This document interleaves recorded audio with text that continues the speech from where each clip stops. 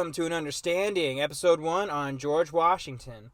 This is a series that's specifically going to detail the lives of, historical figures, periods of time, wars, historical rules, and just do relative deep dives and objective with some subjective understanding of the history. And this first episode we're going to do about George Washington. And I wanted to start the series because I love history. It's one of my favorite subjects. I don't have, master's degrees in histories. I just have an associate's in American history, specifically early American history, the period between the settling of the colonies to about the period and point of the Civil War itself, which I always find to be the most fascinating era in our country's history.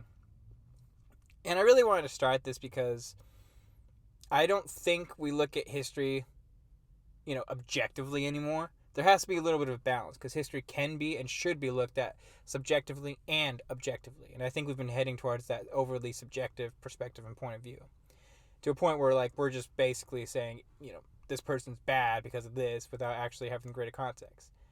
Because with objectivity, you get context. You look at things fairly and for what it is, and subjectively is your particular influence and how it should affect us in culture today. That's why I think we should look at things, at least relatively speaking, subjectively, because as our culture changes, we should take, the good and leave out the bad.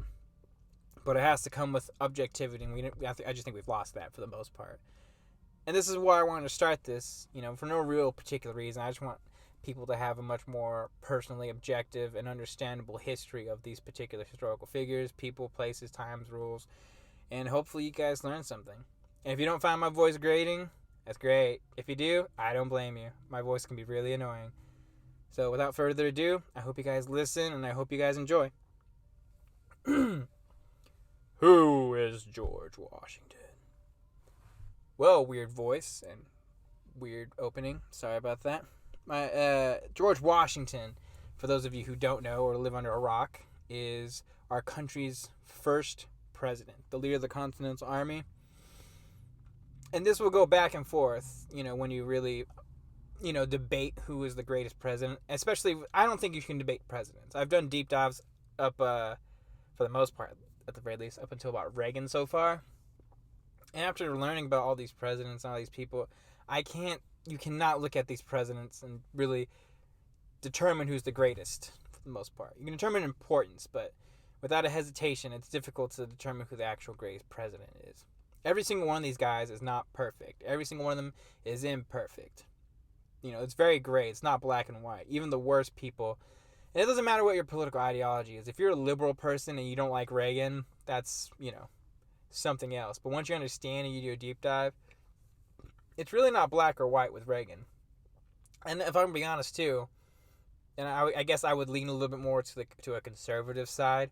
If you're like a conservative individual and you don't like FDR for reasons, it's not that simple.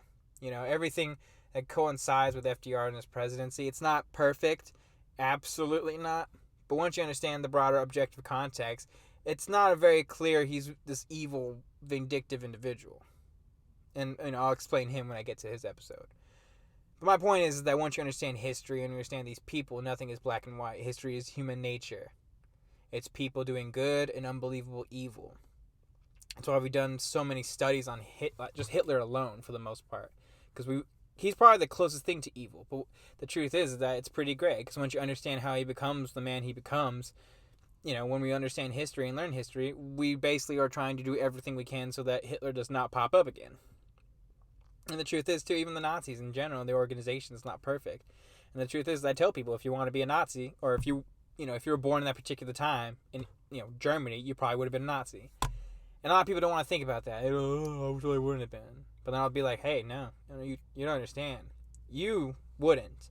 Because you were born in this particular time, in this particular era. But if you were born in 1918 in Germany, broke, being blamed for the Great War. Because you have to remember, it was only one war. There's no World War II. It was known as the war to end all wars, which is a war we should have never fought in. Personally, that's just me. But the whole point functionally being that you're probably starving. You're probably just being blamed for everything. Crime's probably skyrocketing. And you're just suffering in every inconceivable way. So then you decide, hey, I'm tired of suffering. This guy with the funny mustache, he has a lot of crazy ideas, but you know what? He might lead me to some prosperity, and at the very least, lessen the suffering. And I want you to understand that things become clear, and you understand the world is not black and white, and it is quite gray. And every single president is gray. Even the greatest ones are gray. But I will say this, and especially when you do a fundamental understanding about George Washington, he's probably, without a question in my mind, the closest in terms of a black and white, spectrum for the most part. He's probably the most good president we've ever had. At the very least, in terms of his character, everything that he went about in his entire life. Which is why I tend to think he's probably the greatest, and at the very least, without a hesitation, the single most important president we have ever had in this country's history. Now let me explain, because at least in terms of who he is, he's a deeply fascinating but very simple individual and character. And every single person is susceptible to human nature. The good and the evil for the most part. Like, a lot of people need to understand that, like, you have a lot of vices that you're probably going to be a part of, and that you have to, resist those vices if you're going to actually succeed in life. And for George Washington, he understood that so well and made it so apparent that he was not going to fall to those vices, that he actually became an individual that, for the most part, is quite possibly the most good man on purpose that he chose to be. A lot of it was for personal gain, but eventually he found it to be the most, opportune way to actually help and benefit his nation and country. I'll explain that when I go into the fundamental deep dive. But what's one of the many things in his life that I think make him a fascinating and very deeply, incredibly important, and at the very least, conscientious president we've ever had. Now, what do I mean by the greatest and important? Okay, because I think it's difficult, like I said, to rank presidents. I think it's not fair to rank presidents. George Washington served his country for the better part of, let's say, 20, 25 years for the most part. Ever since he started fighting in the Revolutionary War up until effectively his death, for the most part, in 1799. Where what I mean by the greatest, at the very least, and the most important, this thing kind of goes together, is that for 25 plus years, for the most, or about 25 years, close to 25 years, he single-handedly held together this union, which is why I would always probably put him over Abraham Lincoln, although Abraham Lincoln had a much more difficult job specifically. It is George Washington, I would say, that other than squashing basically a handful of mutinies and personal rebellions within the country during his time as the Revolutionary War general and president, that without him, we probably would still be drinking tea and, calling cookies biscuits. I'll put it that way. Thank God. But for the most part, without him, we don't have a union. Abraham Lincoln has nothing to say without George Washington. If him becoming president and serving 2 terms, so that Hamilton and Jefferson and the rising political parties can stave off, effectively trying to destroy this nation for the better part of 8 years. And by the way, political parties, it's very complicated history and very complicated. And I tend to lean more towards, I understand why we have political parties to begin with, that he effectively has kept this country together and made it legitimate in every facet, in every way. Now, you're probably wondering what I mean by simplest president. Once you understand his upbringing, he's a very simple individual with a complex upbringing, and I guess throughout his entire life, he is the simplest president to follow, at the very least in terms of his life trajectory. Like, this specific event happens, and this leads to that for George Washington, is effectively what I mean, It sounds really complicated and convoluted. So let me explain it a little more concisely. When you track someone's life and you understand specific events that transpire that will change a person, his personality, their goals, and whatnot, Washington is the simplest to understand, because when something happens in his life, it directly leads to something that would effectively, change him for the next couple of years. That's very clear that was the decisive moment that made him turn into this particular time, or this particular person in that particular moment in his life. And you can actually have quite a few of those things. And at least with Washington, what I also mean by simplest too, functionally, is because of the reality that every single time that he was, I guess you could say every single moment, he was always consistent to a fault and to a T, effectively, with everything in his entire life. He handled the exact same thing, or every single problem, or the exact same problem for the most part, relatively speaking, the exact same way. And that every single moment in time, he would always come back and rise to the challenge and to the occasion. And I think there's one moment in particular. It's known as the Newburgh Conspiracy. It was effectively the last, and probably the largest attempted mutiny of Washington's career. Let me paint the scene for you. It's 1783.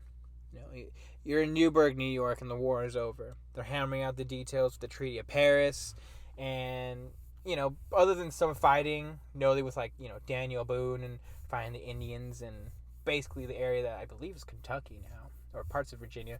Anyways, no one's fought, other than some small scale skirmishes, but for the most part, the British and the Continental soldiers, they're not fighting. They're basically just waiting for the treaty to be hammered out, but they're both ready to fight for the most part, even though there is a ceasefire. And it's very difficult for the Continental Army to really hold together because they have to be, prepared in case the British strike for any particular reason. But at the same time, the colonists and the soldiers, they're mad. A lot of them want to go home. A lot of them haven't been paid, and if they have been paid, it's been paid with overinflated continental dollars. I believe the inflation rate, by some estimates, was at least 40 times that when the actual war started. Big reason why money problems would occur during Washington's entire time during being the continental leader. Washington's down south. I believe he might be in Philadelphia, but he's down south for the most part. And the officers, they're all mad. And specifically, I forgot his name, but it is specifically one particular officer. He sends a letter around the camp, explaining the grievances and the problems that the camp is facing, the people are facing. They're mad. You have to understand how mad they are. They're furious. A lot of them are probably thinking, hey, you know what? These congressmen, these founding fathers who haven't really fought in this war, why do they get to, talk to kings and whatnot and decide our fates? Why not us? We're the ones that shed blood, not them. And the grievances, they turn into talks of mutiny, like real talks of mutiny. It actually gets pretty serious. And then you have to understand from Washington's perspective and point of view that I believe, let me see, 1779 or 1778, I forgot which one. Morristown was effectively the last large-scale mutiny, 79, that he would effectively have to deal with. It was big enough and strong enough to a point where Washington actually had to execute 2 of his own men. You have to understand, Washington is actually a surprisingly and pretty empathetic man for the most part. Every single loss that he had of his soldiers took a real toll on him. And for him to put down 2 of his own soldiers was something else entirely. He did not want to do that again. Washington gets wind of this down south, and he effectively tells his generals nearby, you got to squash this. You got to stop this mutiny. You got to stop this uprising. They're planning a meeting. Stop it. If they want to have a meeting, they have a meeting with us. And effectively, the soldiers, they stop their attack and whatnot for the most part. But they do begrudgingly accept the little meeting that Washington basically wants to set up so that they can hammer out their grievances with the generals. So the meeting starts. And all the officers arrive, the generals are there. And they see this guy, this tall guy. He's 6'3", 200 pounds, an absolute unit. They recognize the man, and they recognize that the man is George Washington. He had ridden down from south to Newburgh, New York, to actually talk to them and to stop them from mutinying. Gives them this really, really long speech. There's actually some transcripts of it. It's really, really, really, really long. God, I think 10 to 12 paragraphs long. And I'll give you a little snippet. He says, Let me entreat you, gentlemen, on your part, not to take any measures which, viewed in the calm light of reason, will lessen the dignity and sully the glory you have maintained.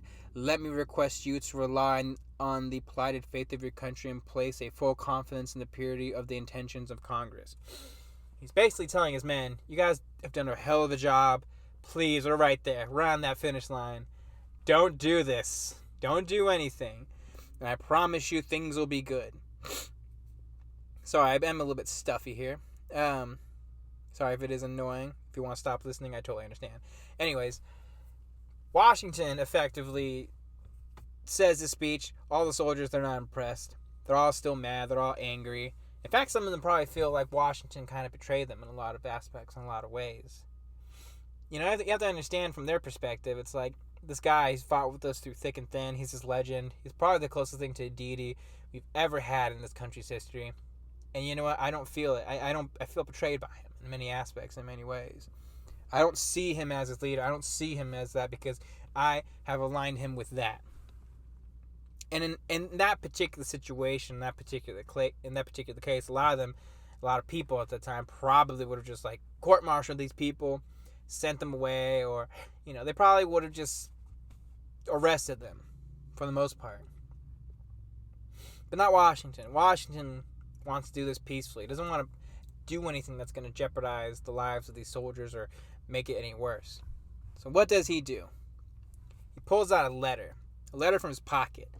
And in that letter, he tells them, hey, this is from Congress. This letter will explain everything, gentlemen, if you let me read it. And he attempts to read it. He opens it. He attempts to read it. And he's having difficulty reading it. And a couple soldiers, they pick up on this. They pick up on this little weird little thing. And they realize, is George Washington blind? And then Washington does something that is the most unintentional and intentional thing he's ever done in his entire life. He pulls out a pair of spectacles, a pair of glasses. And he puts it on. And before he reads, he looks at his men and he tells them, gentlemen, you will permit me to put on my spectacles, for I have not only grown gray in service of my country, but almost blind in service of my country. Sorry, I butchered that. His men, they come to the starting, revelation that, Jesus, Washington's kind of old. He's kind of a man. He's a human being. His hair's gray. His face really aged, and it just looks like he's literally crawled through hell. And it's really, really fascinating. So he starts reading, and his men start crying. At least some of them do. Every single one of them stopped, and they understood. Washington was there from the very beginning. Washington was there at its end. He was always there.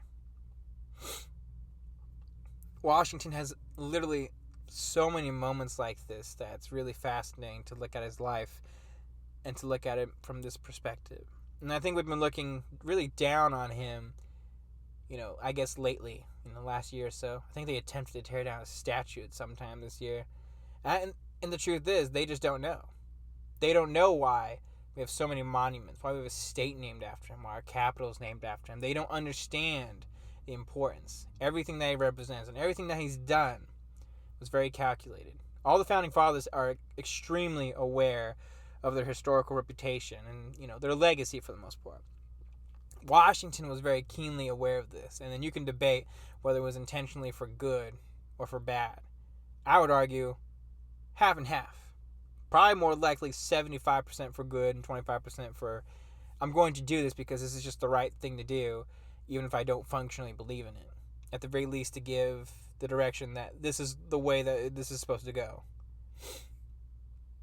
And he's not a perfect man, but he's probably the closest thing to as purely good of a president that we've come and that we can get to. Other than that, it's probably Teddy, maybe Abraham Lincoln, but without a doubt, George Washington is functionally probably the greatest and without a hesitation the most important president this country has ever had. And where do we begin? Let us start with his childhood. George Washington was born on February 22nd, 1732 in Virginia. He's a Virginian. I'm going to give you some backstory of, the early times and the early part of the actual colonization. If I did the whole thing, it was going to be like 3 hours long, and I don't want to have to do that. But I'll give you the Cliff Notes version with that is important, at least for the context of this story. Virginia is the largest colony. I'm talking about by miles. You have to understand this. I think, if I'm correct in order, it's Virginia, followed by Massachusetts, and then Pennsylvania, at least in terms of size and population. And when I mean big, I mean it is large.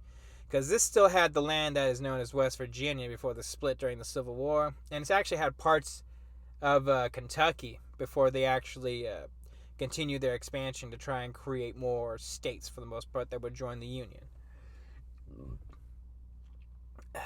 And it was a colony specifically that primarily was like the most immigrated to colony for the most part.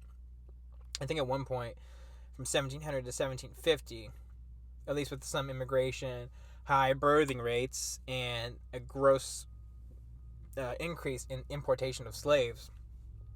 At the very least, the population grew threefold within about a 50-year span, from about 100,000 to 300 plus thousand. And most of it, for the most part, was, it was just like any other southern colony or just any of the other colonies, because most of the colonies back then were just selling most of their supplies and crops basically to the British. Notably tobacco. And a lot of them were basically farm, use up the soil as much as we can, go to another piece of land, wait for it, and then, let the soil that they just used to, hopefully come back with some nutrients from sunlight for the most part. If it didn't, it didn't. But basically, because that's why it was tough, because tobacco is a really hard plant to really plant for the most part. It's hard on the soil and hard on the crops. And we've really perfected it over the course of, centuries, thankfully. But for the most part, a lot of it had to do with just trading for the most part. And that was basically the brunt of the economy for every single state, probably outside of except for probably Massachusetts and Pennsylvania, some of the northern states. But for the most part, if you were going to be a successful farmer down there, you probably do some indentured servitude stuff down there for like 5-7 years, get your land, etc., etc. Indentured servitude not really worked for the most part, mainly because of Bacon's Rebellion. Big catalyst in a lot of ways for slavery to really be prominent within the country, unfortunately. But it is what it is. And to be fair, too, if you did live in the colonies, you may be a second-class British citizen, but you also probably have the highest standard of living of any single individual in the world at that point. And I mean genuinely. You probably got paid the most if you're just an average worker. And things were good. And life was good. And British gave you a lot of rights for the most part. It's the beginning of this Enlightenment period. And they were very, for the most part, forthcoming in giving you the opportunity and whatnot. And they weren't very strict, at the very least, on how the colonists would go, which is deeply fascinating. They wouldn't get strict really until around, I guess you could say, the time of the French and Indian War. I mean, they would be throughout, the entirety of their early inception for the most part. But by the time of the, 18th century and the 1700s, they, at least in the early part, they were pretty lax on it, especially around George Washington's time and his birth.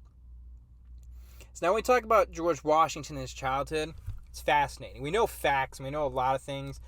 And in fairness, a lot of his life and a lot of the other lives, especially of, the much older presidents and people for the most part without actual, sufficient documentation, is really built upon just a lot of their correspondence, a lot of their writings about them.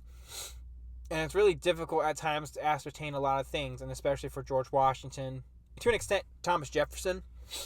They didn't have a lot of writings around their childhood, or at least in the case of Jefferson, a lot of it was burned in a fire. But George Washington has this weird, I guess you could say, I don't even want to say childhood, because it's a little bit of a myth and a little bit of reality. You see, I forgot the actual biographer's name, but in 1830, or in the 1830s, one of his biographers effectively came up with the story of the cherry tree. And then from that, a lot of other stories began to develop. The story of the Colts, story of, big George Washington throwing a fucking big-ass rock on the Potomac River, like 300 yards, essentially. A lot of these stories, they're not confirmed to be true or false. Make that very clear. But for the most part, the truth is they're more than likely not accurate, or at the very least falsified accounts of actual, his childhood. A lot of these stories being made to represent George Washington in a positive light, to show the true character of George Washington, and to show that this guy did this, and that, and that. He's a boss, you know, the ultimate Chad in a lot of aspects, in a lot of ways. Sorry if you don't like my vernacular. I do apologize. Anyways, here's what we do know, and then specific facts. He is the first son of Mary Ball Washington, who was the second wife of his father, Augustine Washington. He had two sons previously, Augustine Jr. and Lawrence, who would later be a very important part, but I'll get to that in just a quick second. He's not close to his dad. It's not that he didn't care or respect his father. He actually really looked up to him in a lot of ways and a lot of aspects, especially and specifically his drive and his ambition. But for the most part, he wasn't particularly close. His father had a lot of business in England and was traveling a lot and did a lot of things for the most part and left the farming to Mary Ball Washington, who was an absolute boss. He was much closer to his mother, Mary Ball Washington. She's kind of a badass, and she's very strange. She's this extremely strict, very disciplinary religious woman, and really beating into George to really be this disciplined individual. So I think it's really fascinating because other than learning about, the aristocracy of Virginia around that time and understanding the culture and what it means to be a gentleman and getting his male influence in many aspects from a lot of other people, those specific traits that I think really make George Washington fundamentally came from his parents. So the ambition, the direction, the real want to succeed for the most part coming from his father, and the discipline, the religious belief, and the dedication that coming from his mother for the most part, and the farming capabilities. Sorry, I drank some coffee and my stomach's really just not working with me right now. He had 8 total siblings, I believe. 2 from the previous marriage, and Mary Ball Washington had 7 kids of her own, including George. Many of which who would actually reach adulthood. Good for her. A lot of them, especially back then, it wasn't very conducive for them in those specific times. Obviously, medical technology, but specifically in the South. And it might just be the environments in a specific way, especially being a farmer. It was very difficult back then because especially a lot of farmers who had plantations, they would just live in these really crappy shack houses and then farm until the soil was used up and then move on to the next plot of land for the most part. Very strange and very interesting to look at. But they had much higher, infant mortality rates back then. And especially when you look at like Jefferson, for instance, he lost most of his kids. He was particularly close in terms of his family and his siblings by far to Betty, who would be the first daughter and the only daughter to actually survive in adulthood. And she was pretty badass. She really fought hard and actually supported all the Revolutionary War soldiers and had this beautiful correspondence with George Washington. Really beautiful, showing their genuine love, care, and affection for one another. And he actually really confided into her a lot of his problems, a lot of his feelings, his worries, and it's really deeply beautiful. And then he had 2 smaller brothers that he actually played with as a youth, and specifically John Augustine, who he would go hunting with, fox hunting specifically. Just imagine young George Washington hunting a fox for 8 hours because he's just going to kill that fox and hunt, and he's not going to do it, not going to eat, not going to drink. Fascinating. And then Charles, who would probably be his closest brother in his later adulthood for the most part, who would frequently come to his house, especially during the time of the presidency. He's also very close to Lawrence, but not yet, at least until his father dies. He doesn't even really talk to Lawrence until Lawrence effectively becomes, his, I guess you could say, surrogate father in some aspects. George kind of in a way until he reaches his own adulthood, becomes his ward. Anyways, before any of that happens, though, he's just basically having, for the most part, a relatively normal Virginian, I don't want to say aristocratic childhood. His father was not wealthy, but they've lived a very, very comfortable lifestyle. A lot of that was because of the father, who was a really good trader, really good and ambitious. He'd take George to Fredericksburg, who was the closest town, where he would basically meet with all these rich, aristocracy kind of people for the most part, learn how to be a Virginian gentleman in aspects, and really had a good childhood. He was moderately educated. Some people will debate how educated he was. Most of it will say that he was homeschooled by his mother, but he did actually go to school on occasion for the most part, at the very least in some form of a preparatory school in some aspects. there's actually a story where he actually wrote down an entire copy of 110 rules of civility at the age of 14 when he was at school. He loved to read military books and was also a big avid reader on etiquette, specifically etiquette, and how to. And he basically just formed his entire life behind this. And he was growing up. He foxed. He loved to dance. He was a really prominent horseback rider. He'd actually grow up to be a really big man, about 6'3", which is really tall at the time. Weight fluctuates by probably say between 180 to 200 pounds. So I'm talking about like an absolute unit back then. He might as well have just looked like The Rock to a lot of people at that particular time and era. And George Washington learned above all else what it meant to be a farmer. And I think that's probably the most important aspect of his early childhood. He loved farming, which I always found fascinating. He actually loved to plant something, work hard at it, and then see it grow to something to fruition. And it's really fascinating when you read some of his correspondence and letters on how he, details farming. His mother's a fantastic farmer. She's probably the first scientific farmer around that period in time. Trying out like crop rotations to keep the soil as fresh as humanly possible, so you don't completely use it up and wear it out, which at that time is pretty revolutionary in some aspects that George would eventually use in the future. Let me see what else. It's very fascinating, George, around this particular time and this particular era.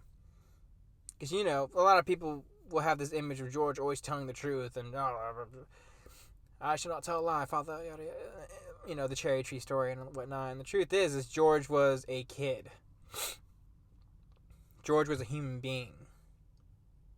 He was a very astute human being, though. He actually really was very, conscientious. He was a really good observer and really learned from a lot of different people and observed a lot of different people. And that's why, when his father dies, when George is 11 years old, it doesn't have, I don't want to say the greatest impact on him. Like if you lose your father, it's really difficult, especially even around that time, but and just in general. God forbid if I didn't have a father, it would be very different. But for the most part, it didn't affect him as much as other people around that time, because he didn't really see his father in that particular way. And in fairness, a lot of families and a lot of kids would not see their father in that particular way either. And then that's just how it was back then when you were growing up in that particular time and era. But for George, he's a kid. He gets into trouble. He gets embarrassed. He doesn't always tell the truth. If anything, he does tell the truth a lot. At least, I would say, in relative comparison to other kids around that particular time and era, obviously, and just in general. But for the most part, he gets embarrassed. He doesn't take responsibility for some of the actions that occur in his life. And a lot of that, probably had to do with his mother too. His mother wasn't the greatest mother, at least in terms of, she always relied on him. She'd be annoying. It's actually a funny kind of, a lot of people describe his relationship with his mother like a sitcom. And I think it's kind of funny. There's this funny correspondence during the French and Indian War where his mother's mad at him for not being home to come home and buy him butter. And George is like, Mom, I'm at war, Can just wait till I come back? And then, little things like that.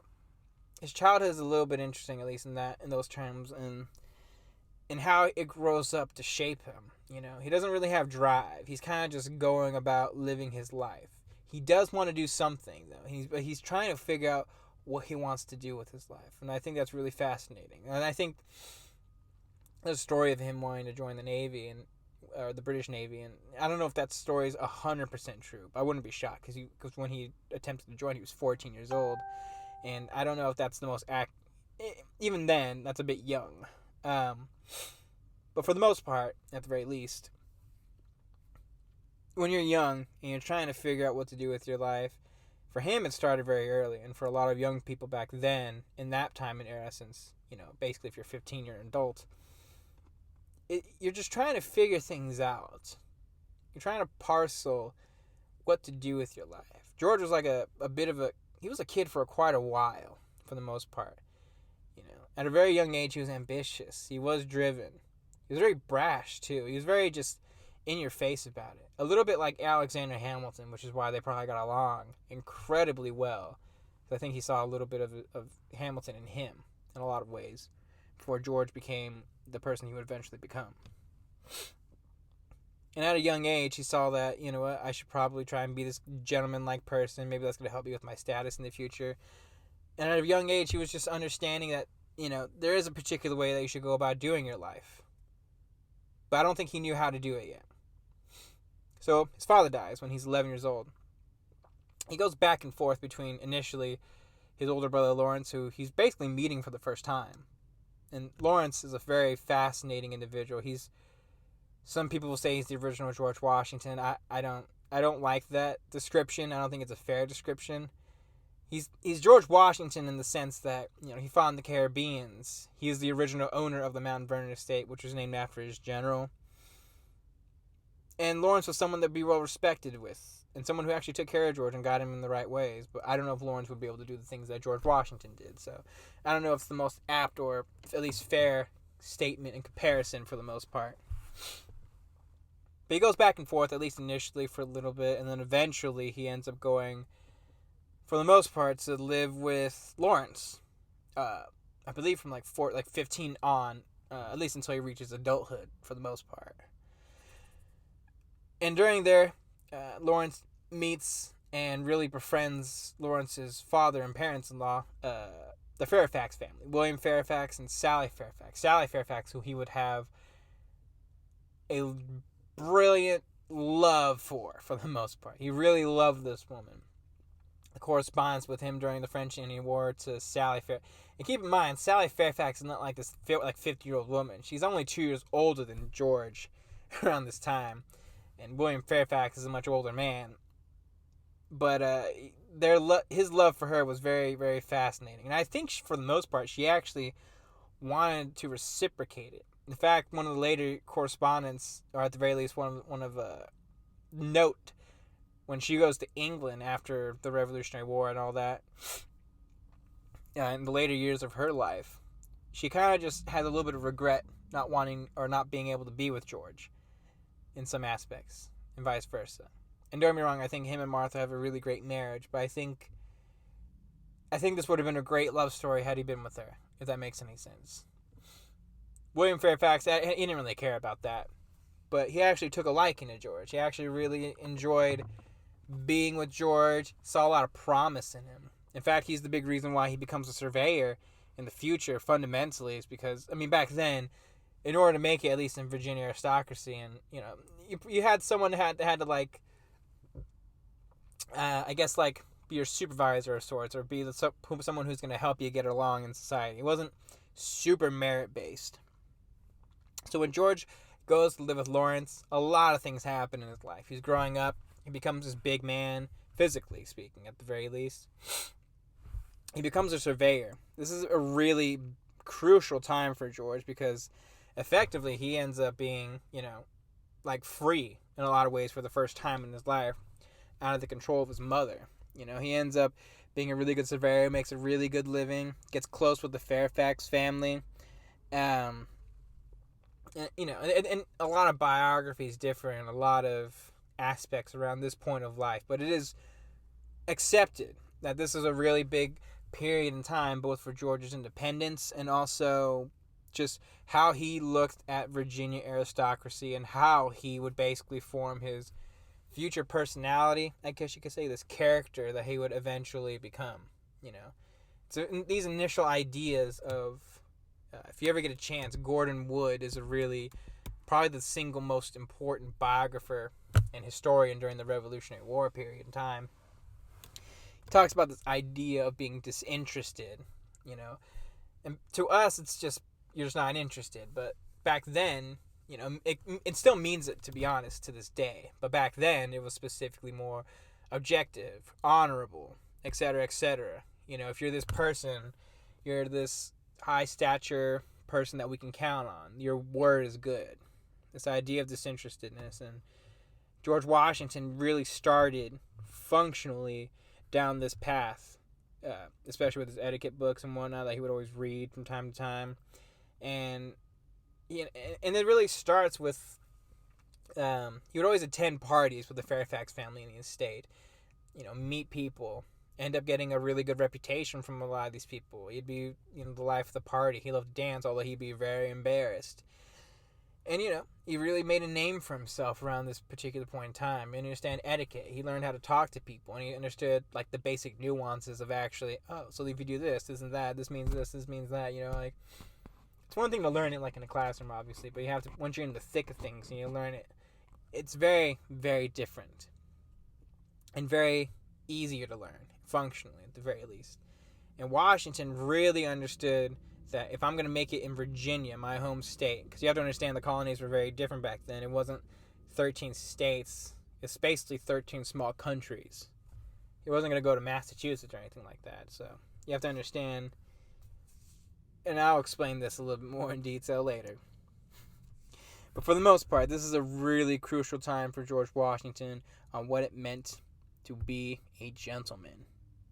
This is also a really crucial point for young George, too, because once he becomes of age, he gets the land that he effectively inherits. It's not a lot, maybe 100 acres or so, at least initially. But he works on that land, and he lives on that land for the most part. And after he leaves the Lawrence's estates, he just basically works, becomes a surveyor.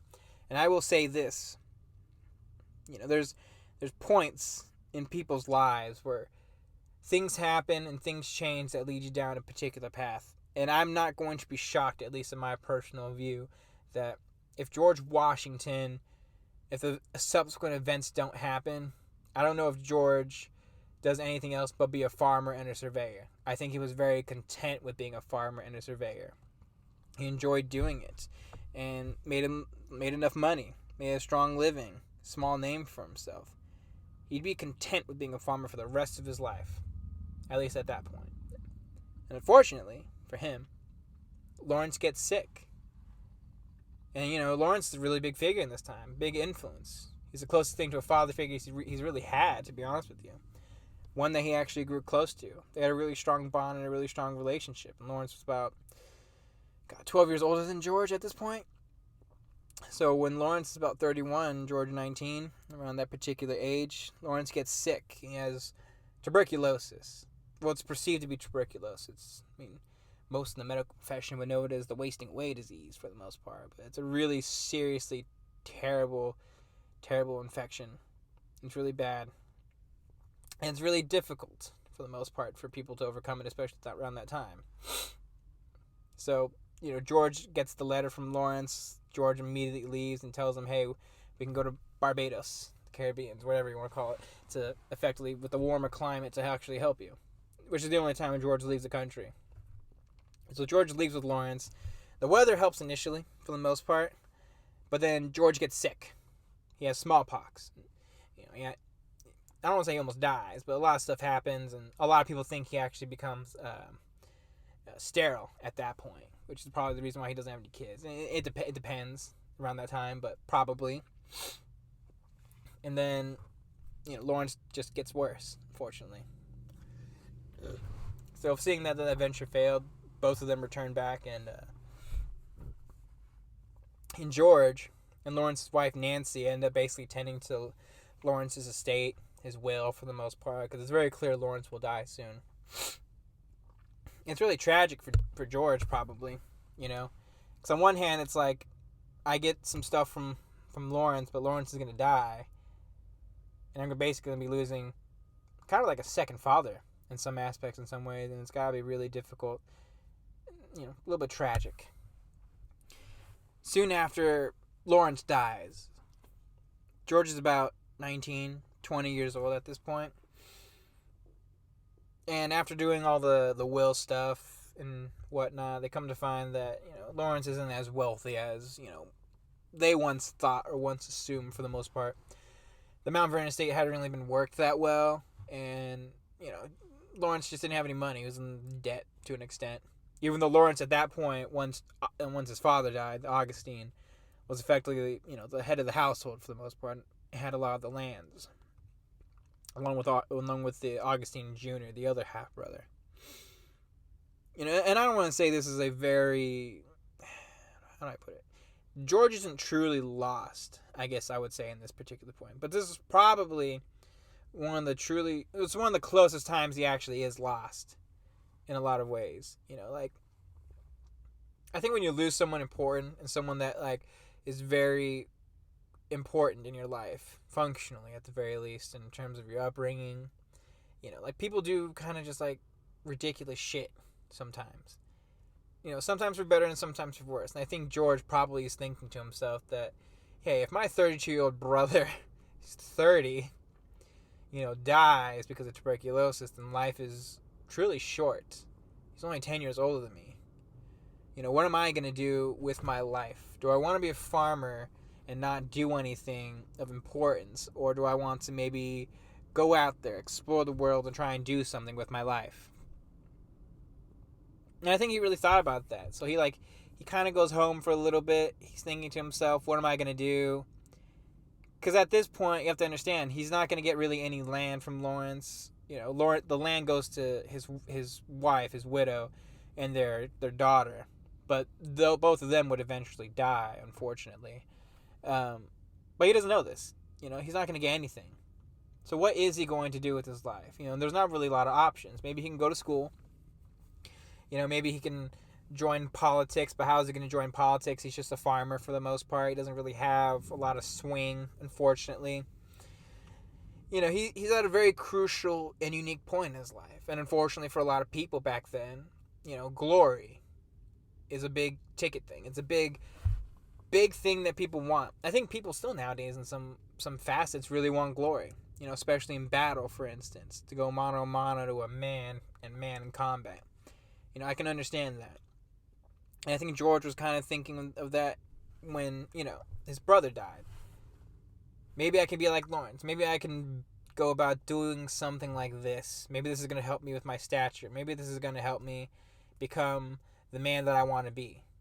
And I think in part George wanted to grow up too. And I think, having military background, discipline with them was going to actually help him do something. He was a very driven person and wanted to do better always. So I think for him to join the military was actually a way for him to self-discipline in those aspects, at the very least, is how I would argue it. So he makes a choice. He's going to join the militia. He wants to join as an officer, though, preferably. He kind of does something a little bit bold in a lot of ways. The Virginia governor's name is Dinwiddie. He's a much older man. Much, much older, at least in comparison to George. And George gets an opportunity to talk to Governor Dinwiddie and basically asks him if he can basically be leader, I believe a lieutenant colonel, of one of the regiments, for the most part, of the Virginia militia. There's at least 4, maybe 5 regiments around that time. And Dinwiddie is like a little bit surprised by this, and he ends up being like, you know what, I like the cut of your jib, George. Why not? He gives him the smallest regiment. But effectively, at this point, George Washington's military career truly, functionally begins. You have to understand, too, when they gave it to him, he's 20 years old. Even back then, that was incredibly young. It's a little bit ballsy in a lot of ways. And George is, at this point, a young man. A young, I don't want to say high testosterone, but just a young dude. He's a young man. He's not, 50-year-old military war-treated, quiet, calm George Washington. He's a man. He's brash. He's optimistic. In a lot of ways, he does remind me of a much more clumsy Alexander Hamilton in some aspects. This really optimistic, ambitious individual. And I think it's really fascinating to look at the dichotomy between older George Washington before the French and Indian War versus George Washington, or the older George Washington after the French and Indian War, from George Washington before the French and Indian War. Because these are two very different George Washingtons. He's very kind of battle hungry. He's very just like, I'm ready to fight for glory. I'm ready to face combat. He's a fatalist. This idea, like, he will charge in a battle, and if he dies, he dies. And that's George Washington. He's very intense. He takes any opportunity from Governor Dinwiddie, or, the British for the most part, into taking any task that they ask of him. And it just so happens, unfortunately for George, that these were rising tensions and times between the French and the British. I'm not going to go into full detail because that entire war is very, very what's the right word to say? It's probably the most underrated war in history. The French and Indian War and the larger 7 Years' War, for the most part, between the French and the British. But let me give you some backstory, because you have to understand, once the French and the British both colonized America for the most part, they have their own respective territories. The British had the 13 colonies on the East Coast, and the French had some colonies in Canada, and specifically, like in I guess you could say the Ohio Territory, like the area where most of the Louisiana Purchase would functionally occur. And, the British basically were just there to do the thing. There wasn't a lot of French colonists there. I think compared to British to French colonists, it was 20-1 or 25-1 around that particular point in time. But there's always tensions and disputes between territories, for the most part, between both kings and both monarchies. Always. In fact, the French and Indian War itself is actually the fourth war, at least in terms of fighting and disputed territory. In fact, the previous war had just ended, I would probably say, about 6 years ago. I think in 1748. And this was a very, very, another contentious time between actual territories between the French and the British. And this tension rising potential war was no different from the previous wars, and you have to understand, this entire French and Indian War, at least in America, is just another territorial war. But the larger war itself, the 7 Years' War, is actually probably much more, I can't think of the actual right word, but it's the war that really changes a lot of things. In a lot of aspects, you can argue that's like the First World War, because it occurs in several continents, and involves India, for instance, the British colonies there, and it changes the whole power dynamic of how the world is, for the most part. France really falls apart, for the most part, and then Britain becomes this great super world power, and eventually ends up, losing the colonies, obviously, in America, but they end up becoming the guys that end up leading the Industrial Revolution, because you have to think about that in those perspectives and those terms, for the most part. Along with, Prussia dominating, German territory over Austria, but that's completely another episode for the most part. So tensions are rising. Specifically, the French are entering contested Ohio territory specifically, for the most part. And Governor Dinwiddie and the British send George Washington out as a messenger to basically stall these, hey, French, get the hell out of here. You guys are in our territory. And then the French are basically just yeet everywhere, for the most part. They don't care. It's our territory. George, with an Indian guide, native guide, which that entire story of him being a messenger is a really fascinating one. But he effectively goes and gives the French, as an envoy, the actual notice, and the French are basically saying, "Ugh, get the hell out of here." The specific territory that's in dispute, effectively, is the area of the Ohio River. It's part of Pittsburgh. It's the area. It's basically Pittsburgh that they're contesting at that particular point in time, and specifically, the area, ironically, I believe, in contention is the area where Three Rivers Stadium, where the Steelers and the still current one, their 4 Super Bowls. Family's a Steelers fan, so respect. But for the most part, it's that general area that's in contention. So Washington spends quite a while just traveling there just to give him this message, and the entire trek back is the most fascinating story. He almost dies. Before I explain, he basically almost dies numerous times. Indian attacks, blisters on his feet. He at one point he falls into a river trying to go back, and it gets frostbitten on his fingers, and somehow standing because he's an absolute monster in a unit.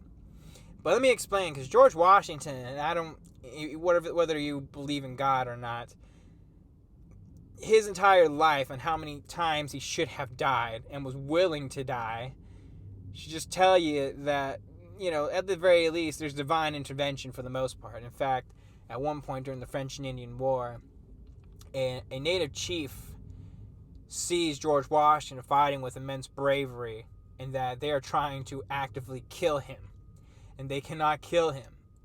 And they say that this man will lead people, he will lead nations, and that God is on his side. I'm paraphrasing, obviously. But there are many times in his life that George Washington should have died, which is in retrospect, ironic, how he did die, unfortunately, but, it is what it is.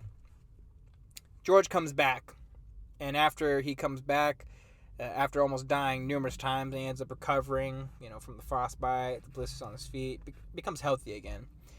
With all these failed negotiations, the British ordered Washington to recruit and negotiate with force in that particular area. It's very interesting, too, because, in order to recruit a militia and recruit an army, Washington actually had to go to people. He's like, hey, man, I guess in a lot of ways you can think of The Patriot, the movie, as a good example, when Mel Gibson and Heath Ledger end up going to recruit a bunch of soldiers. Hey, if you want to join us, do this, yada, yada, yada. And instead of just doing it for free, they would actually pay them at least a small sum, although they would have to supply their own arms and munitions. So it's a little complicated, at least in that retrospect, in reality. Washington was able to recruit men. It was very difficult, but for the most part, he actually recruits enough men, about 300 plus, a couple hundred, to go and march to the disputed lands. When he arrives to those disputed lands, he sees a fort built, known as Fort Duquesne. I'm probably pronouncing it wrong. I didn't take French, I took Spanish. Anyways, the fort has at least several hundred French strong, properly and well trained, and Washington is really apprehensive to basically go to the fort itself. But the French see them, so they send a quick envoy that Washington ambushes.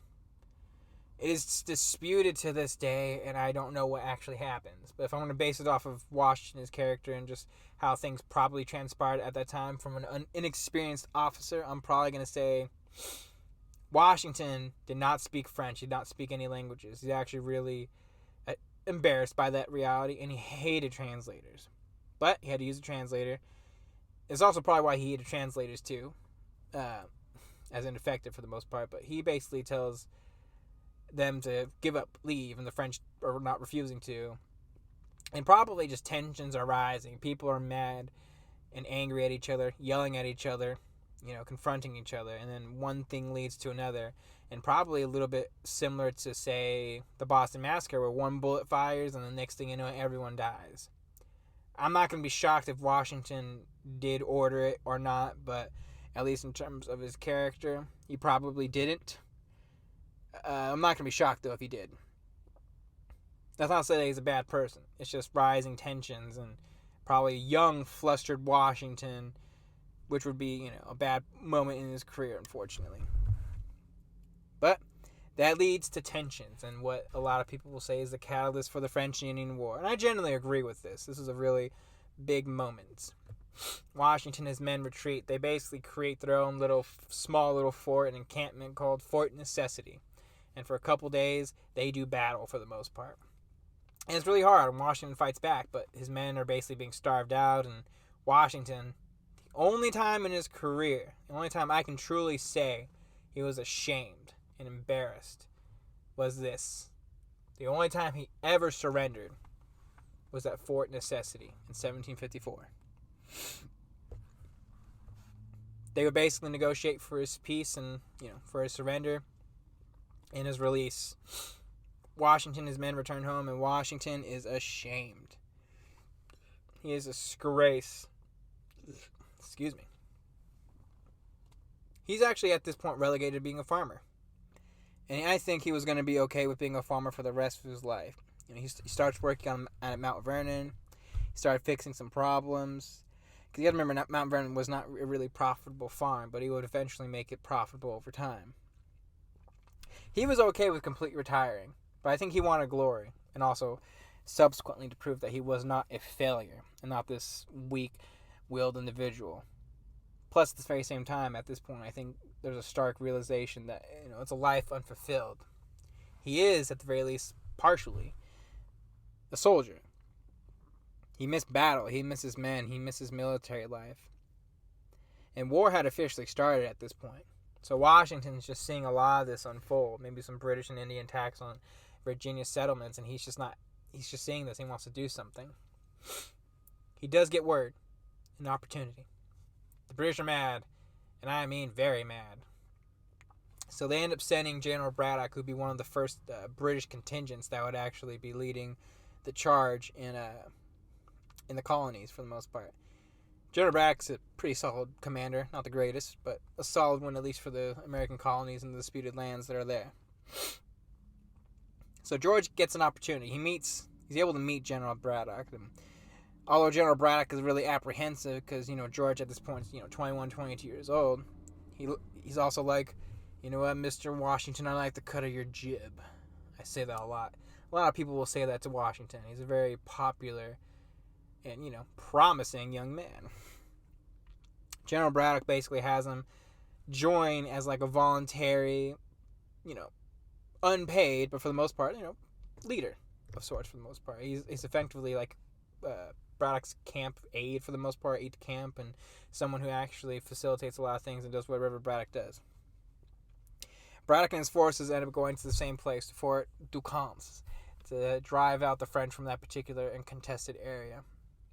In Washington, during the entire trip, a lot of things are happening to Washington. First off, he's sick. Fortunately, it's dysentery. Probably accumulating from a stomach virus. Things he, he's a young lad, unfortunately, and he wasn't always in the greatest of health, especially with the amount of stress that he would receive throughout his entire life. But for the most part, he was just sick the entire time. That being said, he learned a lot during that period of time too. Encampments, supply chains, how to actually train soldiers properly. It actually reached a point where he started to copy General Braddock's handwriting and his wording in order to sound more like a general, sound more like a leader. I find that interesting. Once they're reaching the fort, they're very close to the actual fort itself. Washington, he's been telling Braddock this entire time, the French and the Indians, they're very ruthless. They're not going to fight in this, old school battle. They're going to use guerrilla tactics, and you have to be prepared for a surprise attack. He sees this coming. And, Braddock's kind of just like, yeah. Doesn't want to listen, I think in part because, he's young, he's brash, Washington at this point is a little bit egotistical. I'll admit that. And, he's just someone that does not command respect, even though he may be right. And I think that, this entire time really changes Washington. I'll explain that a little bit later. But for the most part, General Braddock doesn't listen to him, and the French end up ambushing them by the time the British arrive there. Braddock's forces arrive to the area where Fort Duquesne is, and the French just start firing. Everyone's retreating. All the soldiers are retreating. The officers stay. They're pretty brave. And even General Braddock. But Braddock gets shot. He's mortally wounded, and his men are taking him back. Washington, he's healthy at this point. Washington becomes a man. He becomes brave. He charges into battle. He has a horse shot out from under him. He actually has two horses shot out from under him. And he basically forms a strong British line and holds a rear guard so that the men can retreat miles back into colonial territory. So the story comes in about George Washington being the brave, almost insane man. Quite true and quite fascinating to really look at. George Washington returned from the actual battle itself with some bullet holes in his shirt, his hat. Sees his horses all dead. All the horses running away from him because, they see what happened. They don't want to get shot. A lot of people actually think he's dead. He has to send letters to people saying, hey, man, I'm not dead. Okay, the word was wrong. I'm still alive. I'm still functioning. I'm still here. Braddock dies, though. And Washington has them bury Braddock so that, the Indians don't scalp him for the most part and parade his body around some unmarked grave. Washington returns home. He's a bit of a hero, both British and colonists. Although it's a complicated history with, how the British feel about him. Because, he started this war, but he also did something brave that saved a lot of lives for the most part. So it's a deeply complicated, relationship, I guess you could say. Really complicated. Anyways, this is a very crucial time for Washington as, he really doesn't know what to do. So Dinwiddie basically tells him, hey, you know what? You did a good job. Here, oversee this large contingent of militia during this wartime era that we're going to be facing right now that will protect the colonists from the French and Indian attacks. So that's what happens. George leads the Grand Militia troops to defend Virginia, a large section of troops that will cover basically all, however many thousands of miles that Virginia is, for the most part, for better or worse. And, like 1,500 troops, and he's in charge with coordinating how everything goes. He's his grand militia leader. It's a really ineffective point in his life, because the troops are not effective because there's too many settlements sprung around, and the French and Indian attacks are all random and rare.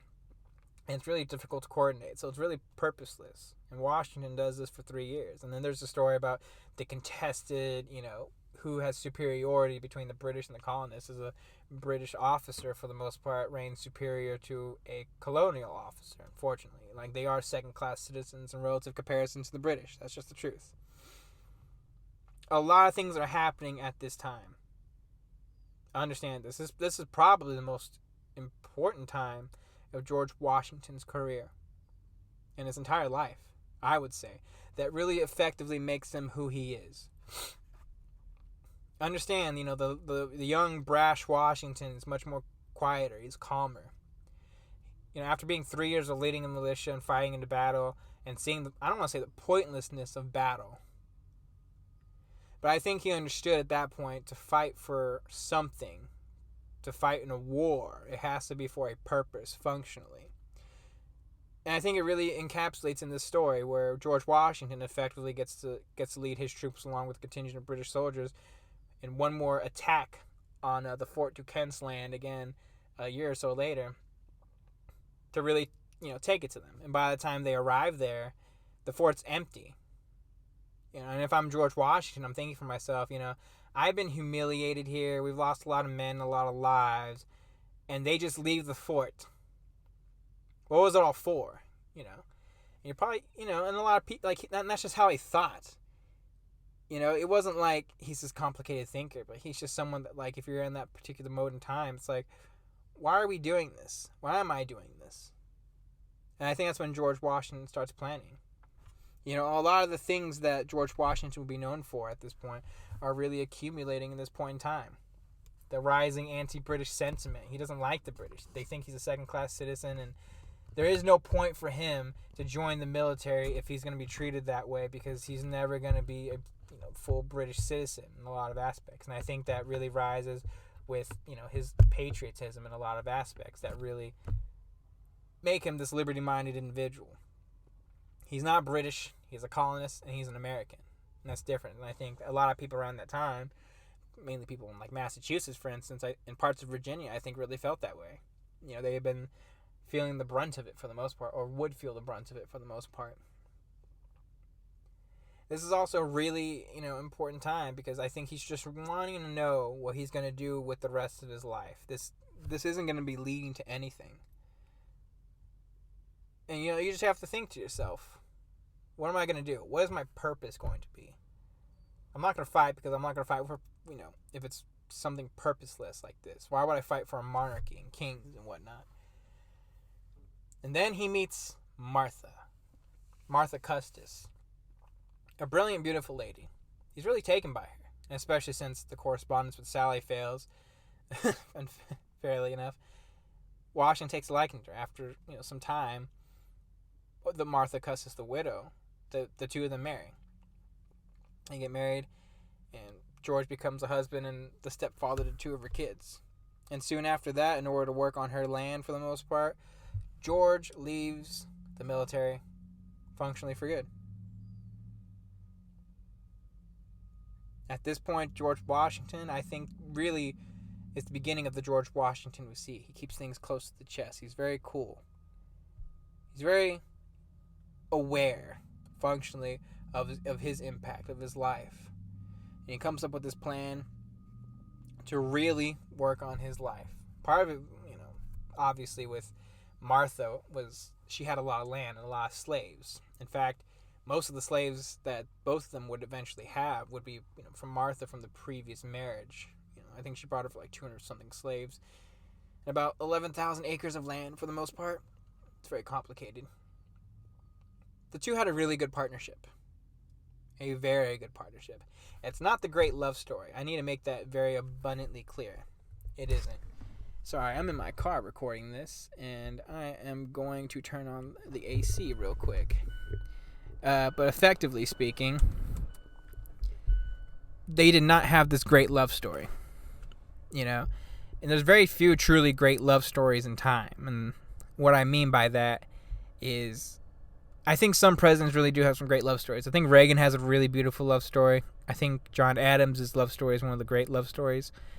And I think Jefferson, to an extent, actually has a really good love story. And Andrew Jackson, a lot of presidents have truly loved.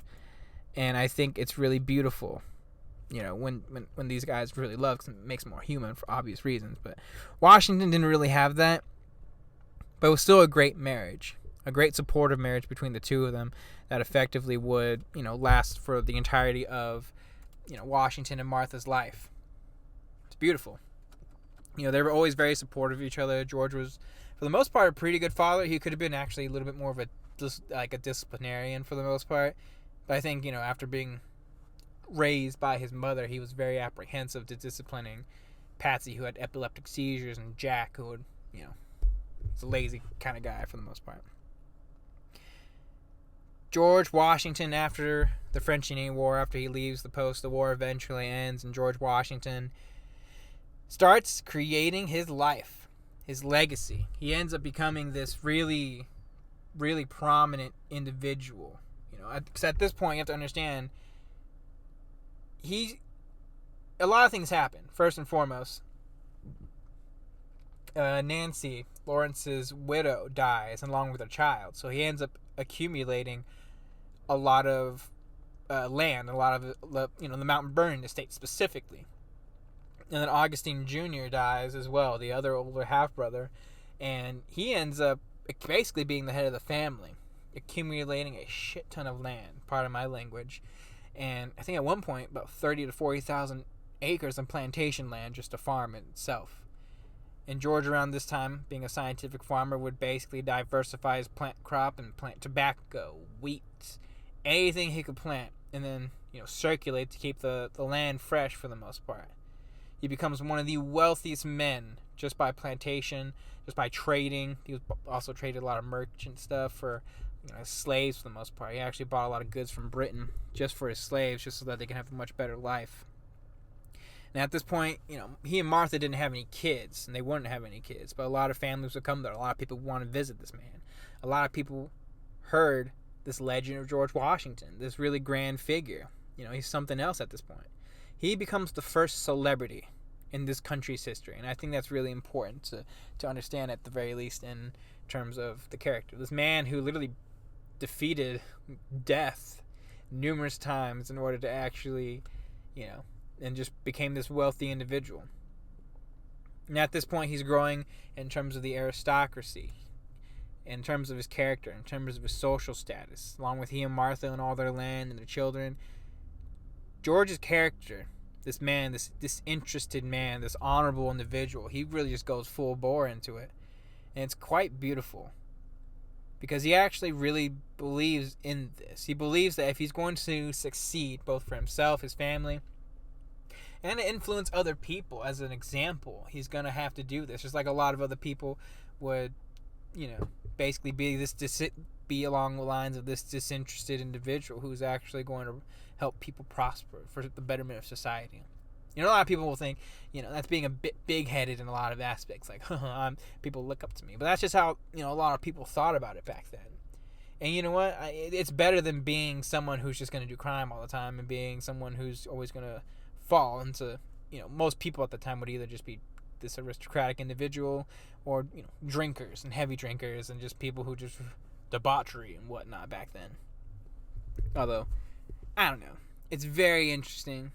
And George Washington, for the most part, becomes George Washington. Patsy dies. The daughter. The only daughter of Martha. She had epileptic seizures, and George would take care of her during this really solace time. But aside from that, for the period after the French and Indian War to the rise of the Revolutionary War, George Washington becomes George Washington. He basically becomes this man. He takes all the lessons he's learned in life, everything he's observed, everything he's just learned, and put it to actual reality. And I'm going to be this particular individual. these are the good things that I've taken, all the good qualities that I've taken. And in order to actually succeed in life, I have to follow these principles for the most part. And he does. Because that's what George Washington does, and he's a boss. He's a unit. He's a man. He becomes the richest man, arguably, in the country, not just in the state. The richest man. He's probably the most land. He probably sells the most goods. Everything is good for George Washington. And I'm just going to talk about it now. And I'm going to just because it's going to be a big thing and I don't want to talk about it later. George Washington was a slave owner. He owned a lot of slaves, a shit ton of slaves. And let's be fair too, he wasn't the greatest slave owner. He was always so focused on the land, trading. He was always out of town sometimes, so he didn't really take as much care as he probably could have of his slaves.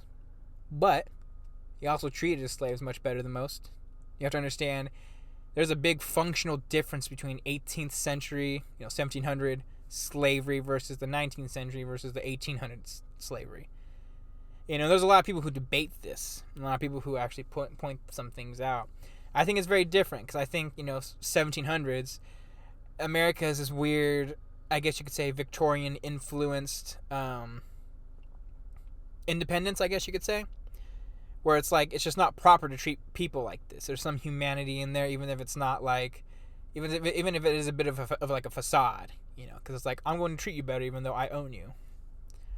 And then, we have to understand, too, the 1800s and the 19th century were like second and third generation after the War of Independence. They have a very different ideal of how independence is and what people are. And it effectively devolves into two groups, whether you're super abolitionist free and become this radical abolitionist, specifically the ones who are like, they are equal, we will free them no matter what. That becomes the eventual Republican Party. Or you're like a Southern Democrat who, let's be honest, 12 years a slave was more likely to happen than, not. So, that's just the truth. George Washington, for the most part, treated his slaves very well. And for the most part, he wasn't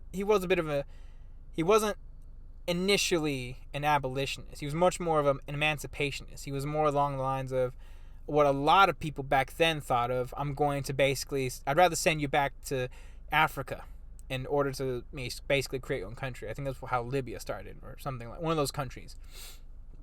And effectively, over time, which is why I think George Washington is one of the greatest and most important presidents, that he learned from his mistakes. And he learned that this is probably not the way that you should be going about doing it, and that times will change and that black people will be free. Because they are capable. It's like even when the Revolutionary War started, he didn't want to have black soldiers within the Revolutionary Army, but because of the lack of men and because a lot of them wanted to fight for their own freedoms, about 10% of his army by the end of the war was black. That by the time he becomes president, he did sign the Fugitive Slave Act, fortunately, but he also restricted the Atlantic slave trade. And there's many writings and many books that he had that were basically abolitionist books, and not just, abolitionists. I'm talking about radical abolitionists, probably known in part to Alexander Hamilton probably influencing him. You have to understand, too, that's just how it was in Virginia specifically. This idea of having slaves and being an owner, it was a part of the aristocracy. For George to break free of that after living his entire life in that particular way, in that particular, aspect of, is just something else and something remarkable. When he did, it was surprising, shocking, and stunned people when he did free his slaves at the very end of his life. And a lot of people were like, well, okay, well, so what if he freed the slaves? Well, we have to understand, he's the only founding father to free his slaves. And in fairness to a lot of the founding fathers, a lot of them were broke. For better or worse, a lot of them did want to free the slaves, but they financially could not. It's kind of like when you go into bankruptcy, they may take Monticello, but I still have slaves as my assets that I can sell people. And a lot of them couldn't. Thomas Jefferson tried desperately to get to a point where he could not financially do it. Washington was at least financially capable at a point to not only free his slaves, but financially support them for the next 20 to 25 years of their life from his estate. oh, well, he didn't, no, he made a will specifically to do that. Oh, well, Martha until her death. Well, Martha was also just as old as George, and she wasn't probably going to be living that much longer either, and wanted to take care of her. And it was still her right to do it, which she eventually did, although partly under, the assumption of potential violence if they didn't free her, if she didn't free them. But ultimately, they worked together, and he supported them. Washington, as a slave owner, was, not the greatest person, but what he did was remarkable not only for his time, but it was a big reason why we should hold Washington in a much higher regard. It's one thing to break free from a particular mindset, but to do it because of you. Not because you're being influenced, but because you saw that as the right way. That you came to your own conclusion to that, I think is just as remarkable. That's how I see it. That's how I look at George Washington. Because I know a lot of people that would just be influenced by a whole bunch of different things, a whole bunch of different aspects, and they don't realize it. Washington did that on his own. And that's why we have to hold him in a higher regard, at least in that particular aspect, because what he did was still remarkable to this day. Now, back to George Washington. Sorry for that little ramble. He's a good man, in my personal view, at least the closest thing to it. So during this period of time for George Washington, a lot of things happen. Daughter dies, becomes this really wealthy, rich, aristocratic kind of individual, but also rising British tensions. Another reason why the French and Indian War is so, controversial, and at the very least one of the most, wars that really set the stage, because it set the stage for the Revolutionary War and the War for Independence. So when the war actually started, it was very costly for the British, and specifically the, I guess you could say, the American expedition of the British,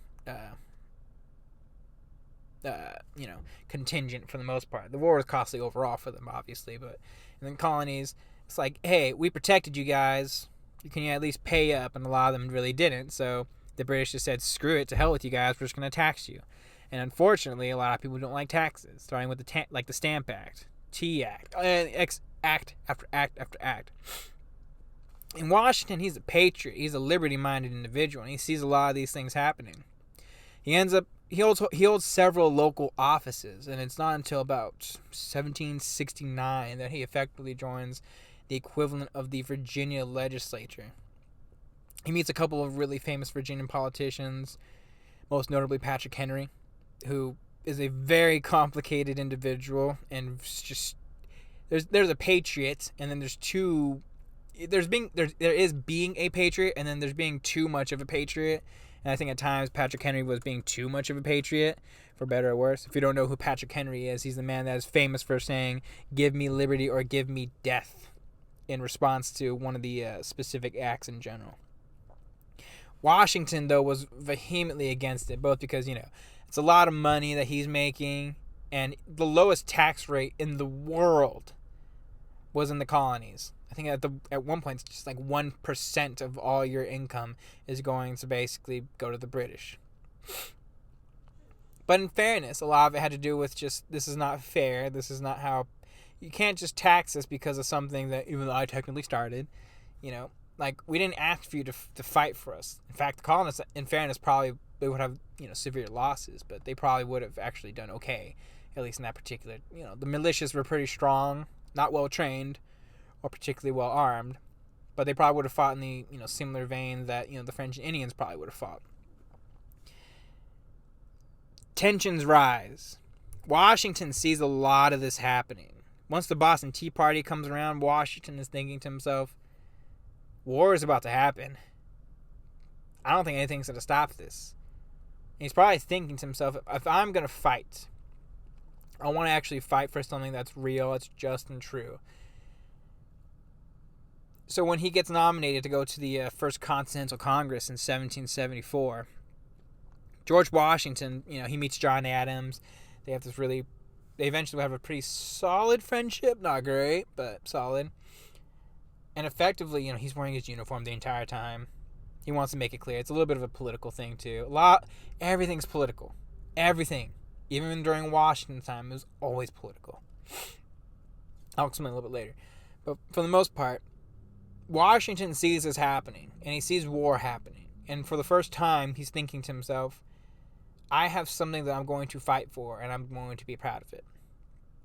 So George Washington, he ends up, working his uniform and stuff. Once the First Continental Congress ends up presiding and effectively being finished for the most part, George Washington, he starts a bit of a militia group, about 1,000 men strong, in preparation for the war. Once Lexington and Concord occur, George Washington gets on a horse and rides to Philadelphia for what effectively would be the Second Continental Congress. At the Second Continental Congress, he meets other founding fathers. He meets Thomas Jefferson, who's, you're George Washington. I'm young 32-year-old Thomas Jefferson. It's a very tricky time. They basically make the declaration that they're going to basically create at least like some form of standing army. And they're trying to nominate people who's going to actually lead this army. It's between George Washington and John Hancock. I don't know why you would nominate John Hancock, but Hancock had a lot of sway at that point. So John Adams bangs the gavel for George Washington. This is my man. Even though John Hancock and John Adams were actually, I don't want to say close, but John Adams had a lot of, relations with John Hancock. It was a little bit surprising even for then. Him and Samuel Adams to an extent.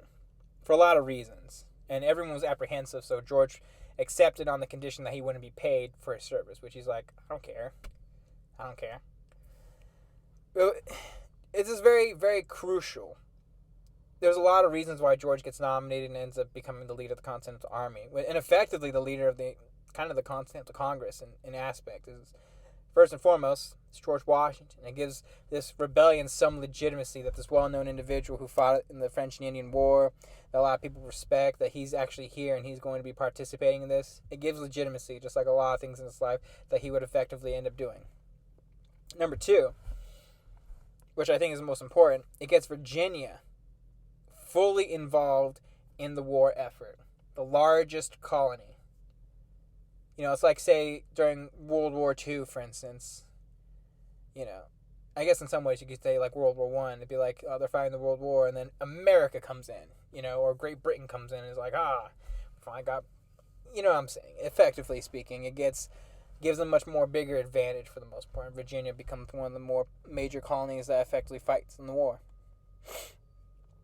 So, as I say this now, the Revolutionary War has officially begun. How does it start? Well, it starts with George Washington going to Boston. Effectively, they're there because there's already a bit of a siege going on, Lexington and Concord. They're already doing their fighting, and Washington is over there basically just overseeing the initial battle in Boston. Okay, the British have ships there. They're trying to do stuff. Nothing happens effectively for the first 9 months, I would probably say, for the first year. Washington is just chilling. Okay, he's basically he's laying siege to Boston, but he has nothing. No cannons, they're low on munitions. It'd be a big problem throughout the entirety of Washington's time as commander-in-chief, unfortunately. So George Washington just chills there until cannons come up from up north, with Benedict Arnold and other people. Cannons come down, and effectively, they just lay siege to Boston once the cannons come down and the munitions come out. They bring out and push the ships out, God knows where for the most part. Some will say it's the first battle of the, Revolutionary War. And the first win, the first victory. Depends on how you look at it. I just look at it as, technically speaking, George Washington just getting people out of there for the most part. And it worked. George Washington, I guess you could say, wins the siege of Boston. And it coincides with a month later the Declaration of Independence being signed and ratified. This is a very good time, at the very least, for a couple weeks of America. Things are looking up. This is a real rebellion. The rebellion is on the way, and a revolution that's going to occur. Washington, though, unfortunately, times will not be good all the time, unfortunately. He gets word that they're going to attack New York. He gets as many men as he can. I think about 13, 14, 15,000 strong to go into New York, and specifically to the Long Island area. About a month later. I gotta tell you, it's a rough time for Washington. The British arrived. They arrived in New York. They are unprepared for the British and how large of a force that they'd accumulated. One of the largest forces ever. Some will dispute numbers, obviously, but about 30,000 British redcoats strong, attacking a much smaller, unprepared, financially just not solvent, group of soldiers. A long, complicated story. Because you have to understand, Washington, his problems throughout the entire war would be like 4 or 5 different things. First and foremost, his troops were not paid. Congress could not really collect any taxes. Even when the Articles of Confederation came into play, the federal government could not levy taxes to the states. That's why it was very difficult why they had to ratify another constitution in effectively 1789. It was a very difficult time. Troops weren't getting paid. The Continental dollar for what it was worth, because every single state had their own dollar too. It's very difficult, to pay these people. Number 2, they couldn't get supplies. In fact, you have to understand that the third problem is the fact that, not every single individual in every single colony was a patriot. In fact, Georgia didn't even send a delegation to the first Continental Congress because they're just chilling for the most part and they don't want to do anything about it. And in terms of war and revolution, there's a lot more loyalists than patriots, I would argue, at the very least in the early onset of the war. Okay, so if the British were gonna get if you're gonna choose between the British and the colonists in the Revolutionary War patriots, who are you gonna supply? Who are you gonna supply more? The people who actually have money and gold, or are you gonna just help the patriots for free because of the cause of independence? And let's be fair, and unfortunately, a lot of people would help the British. They just would, and a lot of them wanted to go back to things being normal. This war, the Revolutionary War itself, was the first culture war in a lot of aspects, and that's why Washington was important. Every single win that Washington would have would maybe bring some more patriots to his side and bring the French closer to joining and saying, hey, British, this is an actual revolution and a revolt, and you have to deal with this and give us our independence. The first culture war. And not only when I mean well supplied, which is the fourth problem, technically speaking, I'm talking about they were not at all well supplied.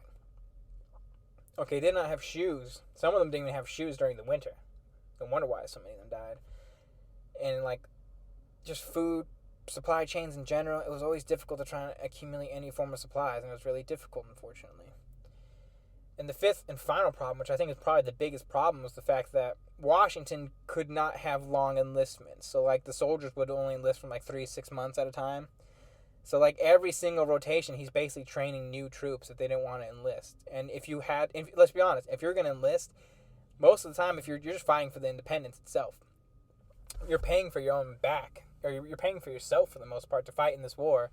I mean, when you look at James Monroe when he's fighting, because he was an actual private soldier he was an officer, but then he fought basically as a private in a lot of the battles, where he actually had to quit the war because he could not financially support himself during this time. He had to go back to school, he had to work on his farm and make himself money for the most part. And that's what a lot of these troops were doing. A lot of these troops just left because they couldn't do it anymore. And it's really difficult.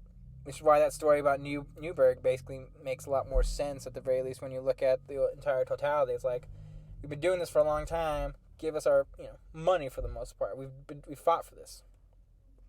It was a very difficult time. The Battle of Long Island and the eventual Battle of White Plains, for the most part, basically meant that a very not well supplied George Washington with relatively, basically farmers, not well trained soldiers, and volatile militiamen, whatever your opinion is of militiamen at that time, were going against the most well-trained army, and it was just the most decisive battle for General Howe, who would effectively lead most of the northern campaign.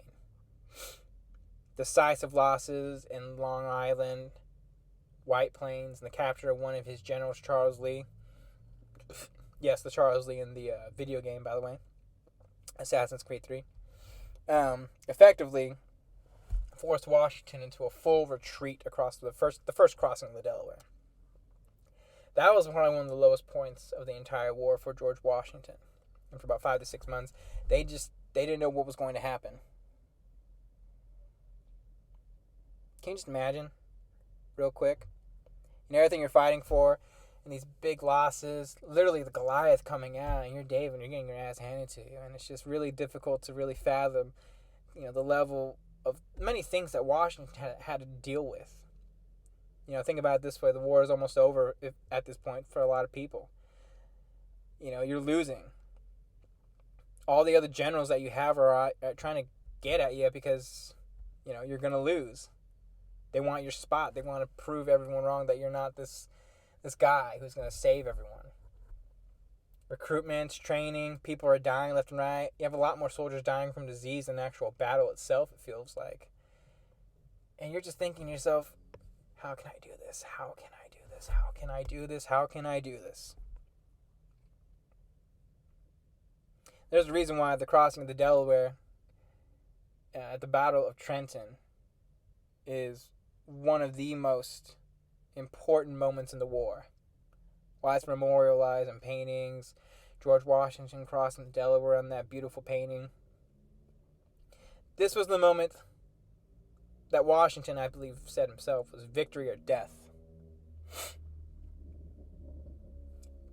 This is the point of the war where if they lose, this war is over, and we're drinking tea, and for the love of God, saying cookies or biscuits. George Washington makes a bold move on Christmas Day. The Hessians, they're just chilling. They're enjoying their Christmas retreat, getting saucy with ladies and whatnot with loyalist people. It's German troops, they have no idea. They're just chilling. They're unguarded. George Washington makes a very bold move and a very, very, very bold gamble. He crosses the Delaware on Christmas Day. Tries to bring every single force that he can, but only his contingent of forces specifically make it across. Others don't make it, or they have to turn around. So Washington has about 2,400 plus men.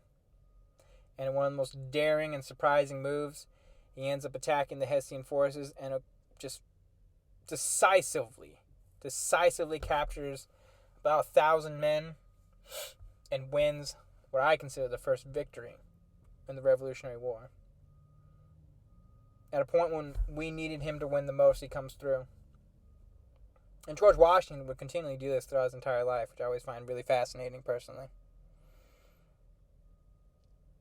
A couple weeks later, an actual battle in Princeton would occur, where they would win with guerrilla tactics, along with, notably, cannon fire from a future general himself, Alexander Hamilton, who had basically built up his own artillery force to actually help and assist George Washington. Little tidbit: Hamilton was a widely sought after military leader. A lot of the other generals that Washington had fought under, or had for the most part, North and South, wanted Alexander Hamilton to join their contingent. He always said no to every single one of them. The only one he did not say no to was George Washington. It was also around this time too that another notable historical figure, Marquis de Lafayette, would join as this really French patriot who wanted to fight for liberty and freedom. Lafayette, probably the closest thing Washington actually had to a son, I might want to add. Their relationship and correspondence is always very beautiful up until Washington's death himself. That was not all good, though. Understand, it wasn't always, sunshine and rainbows. The summer would come in 77, in 77, and Washington would have successive battles, in Brandywine, specifically in Philadelphia. They were unprepared. Howe basically just attacked the right side and just took Brandywine and beat Washington, and they took the capital of Philadelphia and drove Congress out. That was a terrible, terrible loss, unfortunately, for Washington. That actually made people question whether Washington could do this, whether Washington was going to be this decisive leader. The Battle of Trenton and Princeton is one thing, but those were like surprise attacks and, tactics. Washington basically just failed for the most part at Brandywine. And, after that, they actually thought about replacing George. Even John Adams started to waver, which is kind of, what it is. And again, like I said, politics. People want to show up. I want his spot. And George Washington really just didn't care. He just wanted to win. He was always very aware of it. Keep that in mind. Sorry about that. My throat's killing me. Despite the loss of Brandywine, he would attack at the small little town, his Germantown. A lot of people say that's a loss. I actually think it was a little bit of a mess up, since technically they did technically, I guess you could say culturally lose, but it was a bit of a victory for George Washington, because that battle also coincided with the Battle of Saratoga. Say what you will about Germantown, but it was actually a surprisingly decisive and, at least strategically solid attack that George Washington had, attempted and manipulated, and he actually won in some aspects of it, and at the very least culturally won the war. But determined to take back Philadelphia, he creates an encampment known as Valley Forge. And most of us in history know Valley Forge. So most of us probably won't have to tell you what to do and what not to do at Valley Forge, or the whole entire historical context of it. I will say this, though, three things to note that I always found fascinating. Martha Washington is around a lot. She's not at, Mount Vernon all the time. She's actually with Washington, keeping him fucking sane throughout this entire period of time. She helps boost the morale of the troops. She's there supporting any way that she can, getting them supplies, whatever they need. She's a pretty badass woman, in my opinion. Two things happened in Valley Forge that probably saved his troops and probably brought their morale up more than anything, though. First and foremost, probably the first form of inoculation or vaccinations for those not medically knowledgeable. So basically, what they did in order to make sure everyone was inoculated for smallpox was, they popped people who did have smallpox and put a little pus in an orifice, for the most part, usually like a nose or an ear, something like that, or just put it on them so that they could contract it really quickly, and it's just enough so that they could at least get it and then be immune to the disease itself. I mean, obviously it did kill some people, but at the very same end of the spectrum, it probably saved at least a couple thousand of Washington soldiers during the entire point in time in Valley Forge. And notably, I would like to point out that Washington had actually presented, in order to boost the morale of his troops, his favorite play of all time and his favorite story, known as Cato. If you don't know what the story is, it's Cato, this guy who actually resists the tyranny of Julius Caesar and says no to him. This is really interesting play. I don't know all about it, but at least that's just the general backstory of it. And I think that's one of those things that helped influence George Washington functionally to be a patriot. The war, for the most part, it's kind of short for George Washington, at least in terms of the number of battles, like skirmishes or small-scale battles and stuff. A lot of this has to do with Washington's spies. In fairness, I think that deserves its own episode, personally, so I won't go into detail of it. But Nathan Hale, all those people, deserve their own recognition, at the very least. It heavily influences what will happen within this war itself. But I will just go into this other specific battles, because after the battle, or after the Valley Forge area in time, along with Morristown, where the actual mutiny, where Washington put down his own troops, those two successive winter campaigns would effectively allow George Washington to train his troops to be as sufficient as possible, at the very least in terms of combat. So by the time the Battle of Monmouth comes around, where they have Charles Lee back at this point, who is this failed leader and kind of a British, traitor or colonial traitor at this point. Washington, realizing that Charles Lee is retreating, marches his men personally and charges into battle like a badass and like a boss for the most part. And a lot of people will debate whether that's an actual win or not. It is undeniable, though, at this particular point in time, that at the very least, it showed that Washington had some cojones. It won so much support overall from his troops and his men.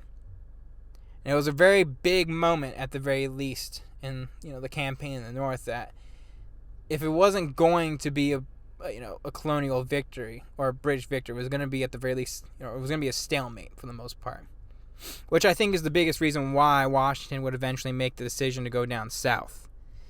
But for the most part, nothing really happens other than the actual Morristown, the French effectively getting involved, and obviously the Benedict Arnold affair, which is another story in itself. And I would say it probably goes along more with the actual spies, Washington spies in general.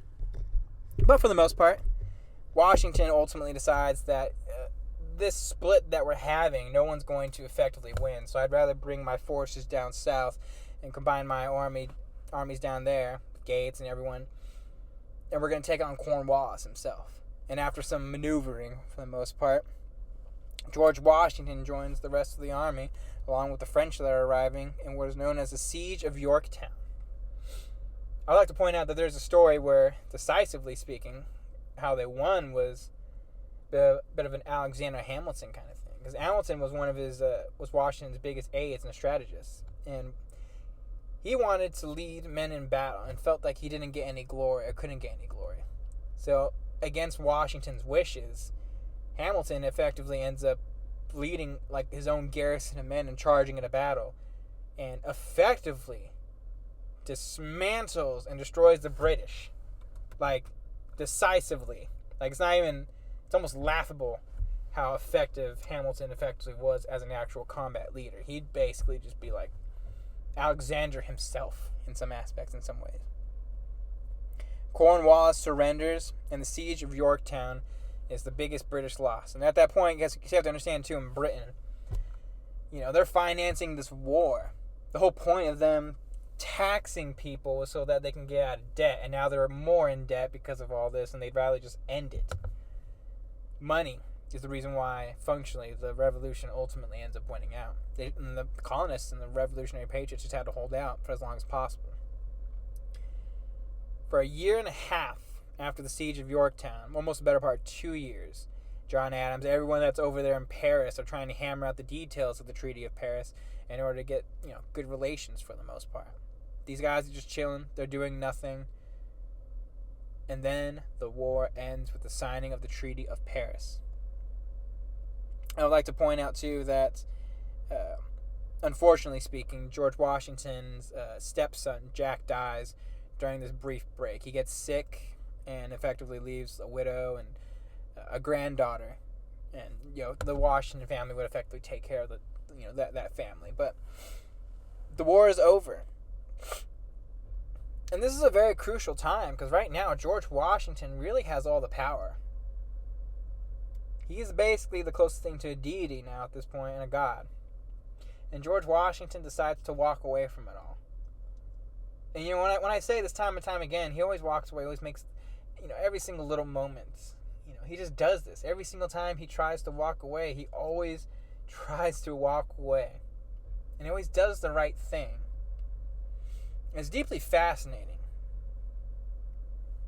Because even King George himself said if George Washington walks away, he will be the greatest man of all time, to walk away from absolute power. And he did it. And he did it because, for one thing, he just didn't want to be a monarch. He saw what power does to people. How it kills people. How it leads to these revolutions and war. And he sees it firsthand of his own men dying. And then, you know what? He's probably just like, I just want to go home. It's the two sides of George Washington. The right side, and then the personally selfish side, where he just like, I just want to go home, farm, and die. Will you guys basically stop fighting so I can do this? That's just his mindset probably at this particular point in time. So in October, George Washington resigns officially. Free.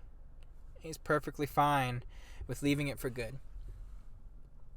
So before we go into his actual presidency and the Continental Congress and all that, I just want to basically kind of just decipher and explain some of the relationships that he has and will have with some of his historical contemporaries and figures. First and foremost, Alexander Hamilton. He's not the closest, I would say, with Alexander Hamilton. In fairness, he's probably the closest out of every single one of the founding fathers, fairly enough. He is. Washington was never really a personable person. He's probably the closest to it with Hamilton. He sees a lot of it, in himself. Like, in some ways, I kind of think of George Washington as Ron Swanson, and Hamilton as, like, Leslie Knope in a lot of ways. Not actually, like, politically speaking, but in terms of, like, their temperament. And, at least in terms of, like, the closest they would get is, like, season 2, Parks and Rec, Ron and Leslie, if that makes any sense to some people. It was a really solid working relationship. And, but it wasn't ever particularly close. In fact, they actually don't talk to each other after the war for, like, 3 or 4 years until Hamilton and Madison are basically pestering him to come back to do the Constitutional Convention. But in fairness, Hamilton had so many high remarks for Washington and vice versa. And Hamilton even admitted himself, if it wasn't for Washington, he probably wouldn't be as historically remembered as, he is for the most part. Washington allowed Hamilton to be Hamilton and basically protected him from his critics, notably Thomas Jefferson. Thomas Jefferson is a difficult relationship because they were both Virginians. They both, had a lot of good, he was a close advisor in many ways. It was him, Madison, and Hamilton that were the best people to talk to for the most part, and always rely on his intelligence and his wisdom. Politics, for every single founding father, political divisions would ruin what were great relationships, during the times of patriotism and independence. Every single one of them would be ruined by it. And I think it's really sad. And Jefferson in particular, it got so bad actually that when during his funeral, Martha Washington just despised Thomas Jefferson. His relationship with John Adams is a little bit more complicated. I don't know if Washington saw Adams as more of a good man, but certainly not on his level.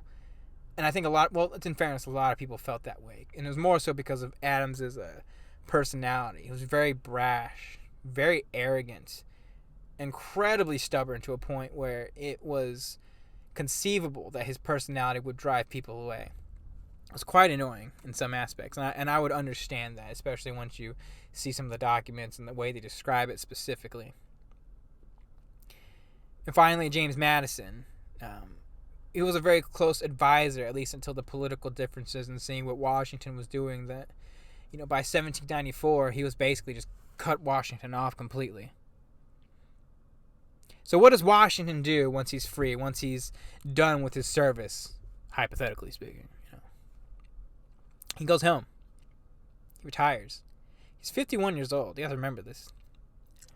He's 51 years old, and he fought for 8 years during this entire time, and effectively his finances are in ruin.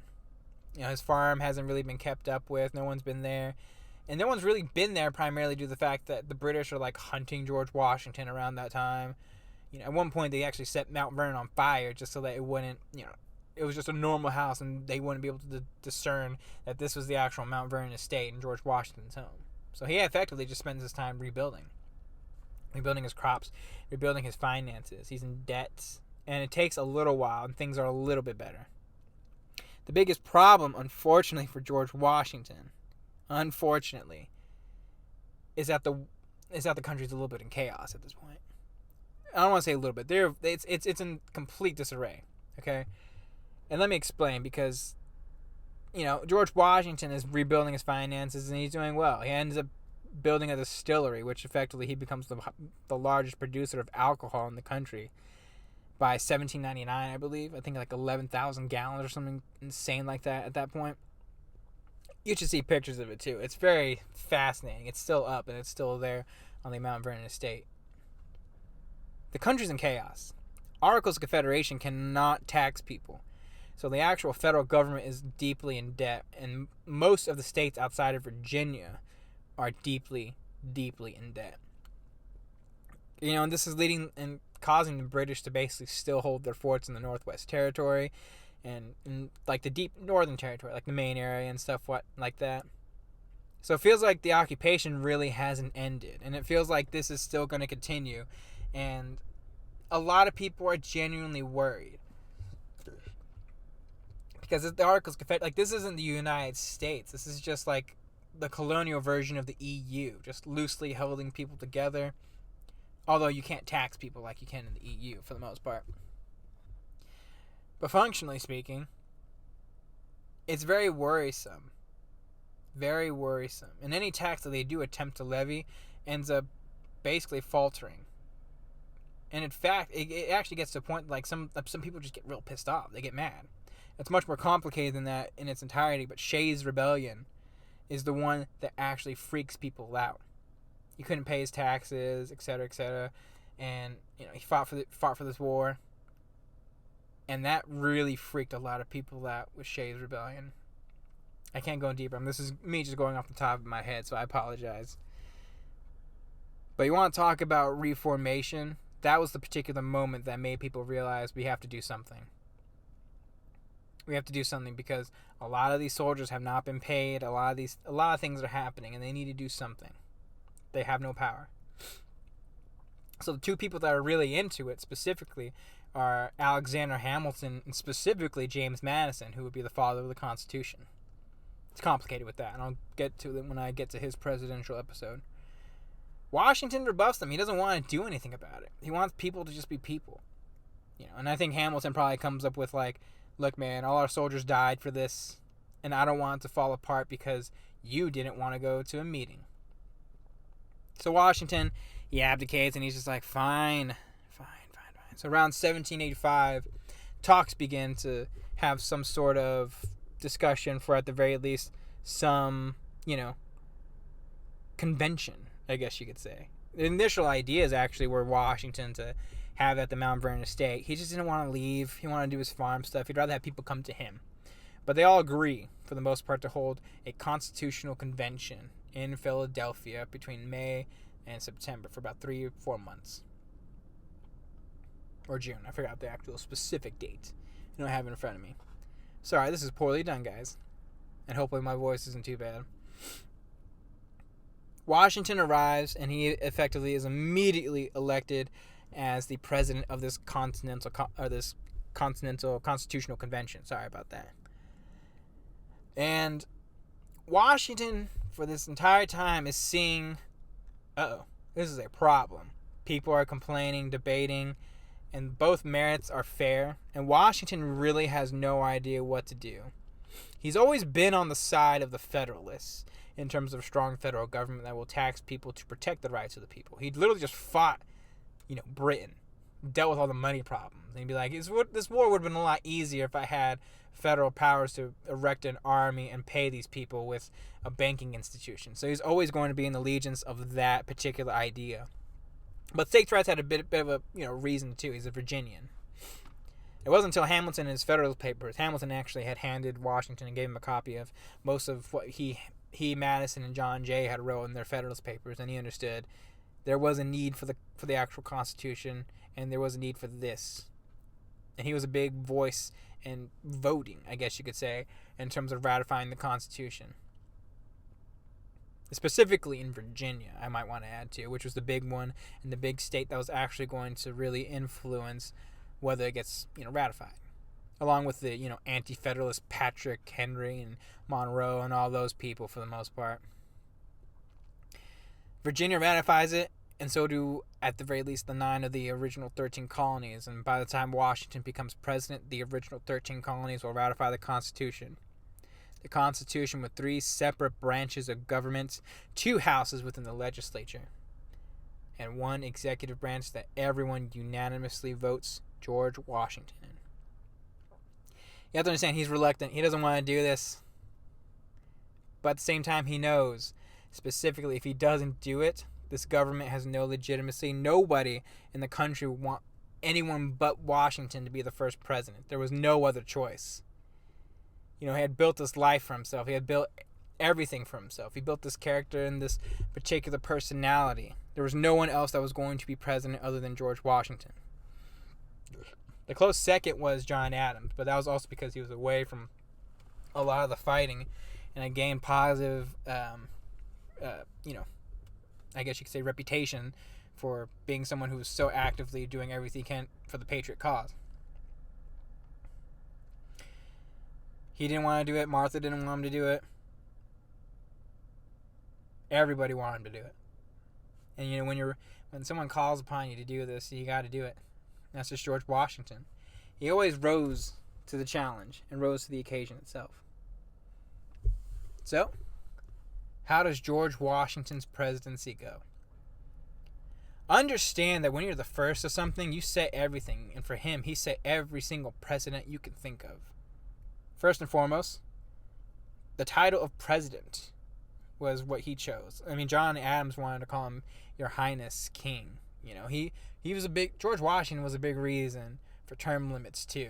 Not just, just the fact that it was every 4 years is because of Washington in many aspects. I think Hamilton actually himself wanted 7 to 20 year term limits. initially during the Constitutional Convention. Washington set the term limits and set the amount of terms that's not constitutionally amendable until FDR, and I forgot which amendment, but it was one of the 20 amendments, that 2 terms per president for the most part. And I'll explain that in a little bit. He did a lot of things. He chose the first cabinet. First and foremost, primarily due to the fact that he just didn't want to do all this work, and it was a lot of work for the executive branch to oversee everything. But also because the truth is that he was always a merit-based individual and believed that if you wanted to actually, you can't do it by yourself. It's a team effort. You have to get all the best people that you can, and you have to choose them for their respective positions, and you have to do everything that you can because you can't do this by yourself. So he creates the first presidential cabinet, which I have to be honest is probably the single greatest presidential cabinet, whatever your personal opinion is, in history. And I won't, and let's be honest too, I think part of it too was he also had trust issues. So he wanted to choose these specific people and no one else, and only wanted these people to influence him. There's actually a story of when he's doing his presidential painting. The painter is actually trying to just talk to him because it's George Washington. It's this great story. And he paints him for hours, and George Washington is just like Calvin Coolidge, just doesn't say anything. He keeps it very close to the vest, and he doesn't say anything, and that's just how Washington is. He's a very quiet person. Not unopinionated. Don't get that twisted. He has a perspective. He just chooses not to say it, and that's very different. First and foremost, too, the initial things that go along with his presidency has to do with the fact that there's no country capital. They had it in New York, partially in Philadelphia at points in time, and it really wasn't until the Hamilton-Jefferson talk that it actually goes to D.C. Like, a lot of things are just him establishing everything. And establishing everything that we still use to this day. The capital hasn't changed for almost 250 years for the most part. He sets the precedents on how a president should actually act. The manners, parties. Martha effectively just being, how a first lady should conduct herself. Although she wasn't the first to actually call herself the first lady. That would probably go to Dolly Madison, I believe, the 4th president. And then we should probably talk specifically about his cabinet.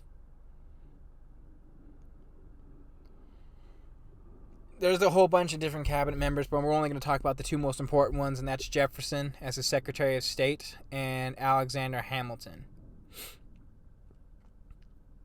I'm just going to explain it right now. Probably the 2 most important ideological battles in our country's upbringing and our country's history.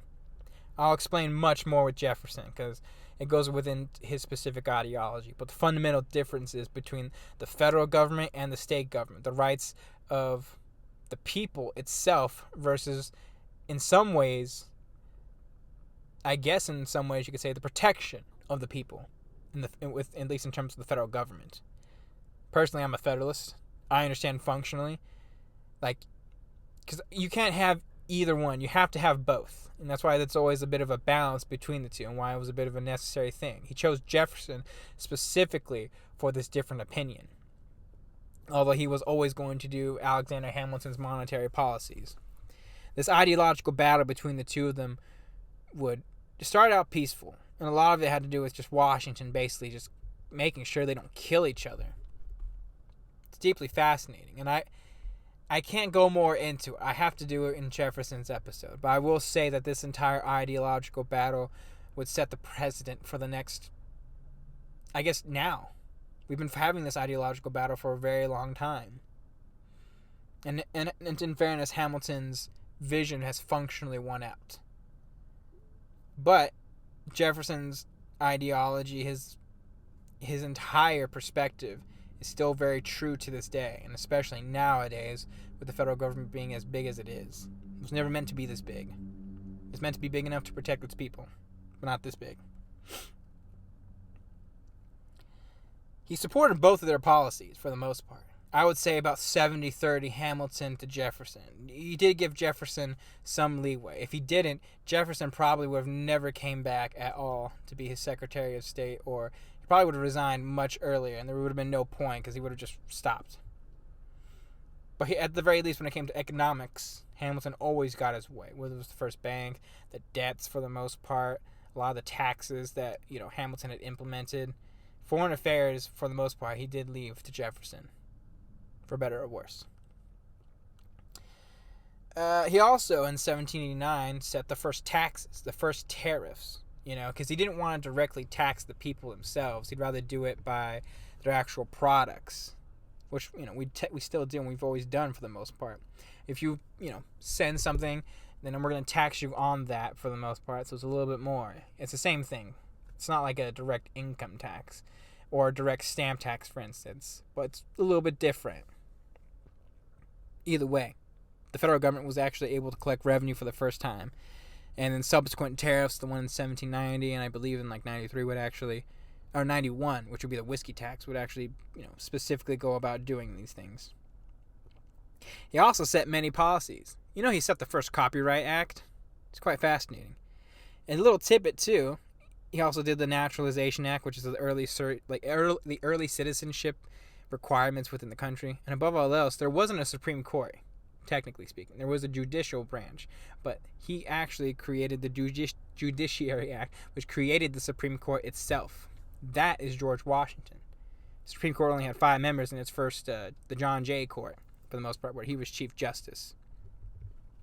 That is because of George Washington, and with help of Jefferson and other people, obviously, that are really pushing to do it.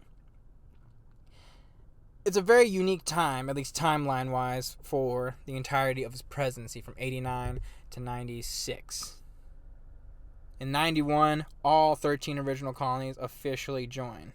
Not to mention, too, the capital was moved from New York to Philadelphia to later D.C. The first real test and the first real tax this country had really faced would be the actual whiskey tax, which would be implemented in 1791 under Alexander Hamilton and his insistence to help pay off the national debt. The problems would not truly rise until 1794, though. Later, also in that year as well, late 1791, the Bill of Rights are officially ratified with the assistance and push by James Madison and other Democratic Republicans as their party begins forming, for the most part, unfortunately. A lot of things still happen. Let me see what else. 17 starts second term. Yeah, nothing really happens after his first term. Sorry. These are the very few things, little tidbits I was able to write down. So his first term actually ends really peaceful. He's able to build this country up, bring legitimacy to the overall federal government, and is actually able to, hey, I'm here, I'm going to be your leader, no one's going to attack us while I'm your president. He unanimously gets elected for the second term. He did not want to do it. He was going to leave after his first term. But people were not naive around that point in time. They all realized that if Washington left, the country would fall into disrepair, into chaos, and they would be just killing each other to get their own way, politically speaking. The political parties Hamilton and Jefferson both wanted him to come back. Although Jefferson would leave as his Secretary of State soon after, because he just could not deal with the fighting with Hamilton and not getting his way. It was a very difficult time. And Washington really, really thought about this and ultimately ended up deciding, I think, a couple weeks that he would actually, screw it, just re-elect me. I'll be your president for another 4 years. And it was not an easy 4 years, I will say that. George Washington is re-elected as president.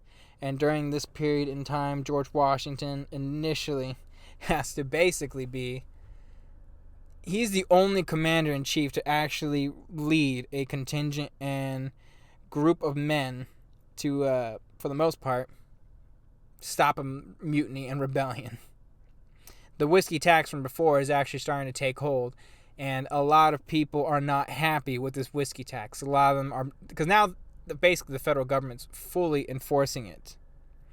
And, small little tax and little uprisings all across, the northeast colonies specifically, is really just hampering everything. So Washington literally gets on horseback and marches about 12,000 militiamen and troops into the actual colonies and stops this rebellion. It's quite fascinating. He's the only one that actually do that. After that, he actually starts what I would consider the worst second term, basically, ideal. For the most part, every single president, aside from a handful of them, if they had a second term, it usually goes worse, for the second 4 years than the actual first 4 years. That's true for the most part for every president. I think the first to really escape that, in my opinion, is probably James Monroe. But, that's highly debatable for the most part. The second term starts off really, really rough. He signs in many specific acts. The slave treaties and whatnot, the Fugitive Slave Act, which unfortunately is a slave act that, if a slave escapes in a particular state, it has to be returned to that particular state, states' rights thing. The problem with Washington is that in order to be neutral, you have to play both sides. You can't just be this federal government person or states' rights person. It has to be fair on all accounts. And he's trying to play this. He's trying to be this neutral individual, which unfortunately leads to the ideological battle between the Jay Treaty, which basically normalizes trading relations with the British. A lot of people didn't like this, especially the Jeffersonian Republicans, who were very, very French. And that's where a bit of an ideological battle arises, because if you're a Federalist, you're for British, because they're the actual go-getters and the one that's actually going to help you financially. And the French, at this point, specifically, they're in the thralls of the French Revolution. Everyone wants to be French because it's all this patriotism, liberty, revolution, and especially if you're a Jeffersonian, you're basically more along the lines of that. And it's very difficult for Washington to choose a side, so he just wants to be neutral. He'd rather have relations with the British than, reduce the government or debt for the most part. But everyone's attacking him. This is where Washington reputation and personality kind of just gets a little bit hurt. Because he's a human being. You have to remember that.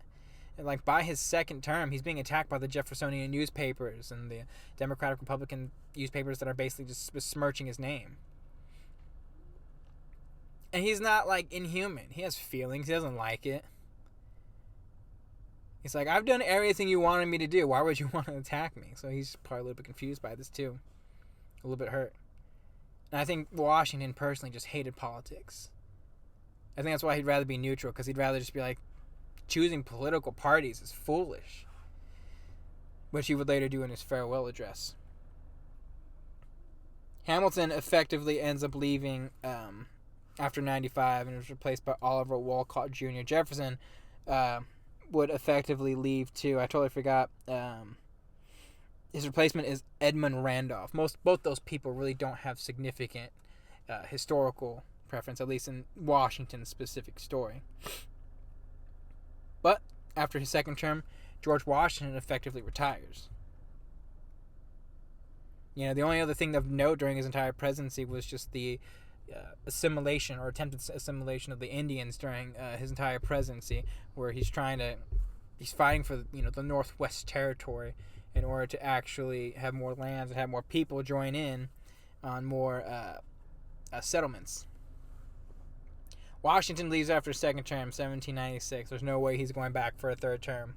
A lot of people did know this too, which is why the first real election is always fascinating.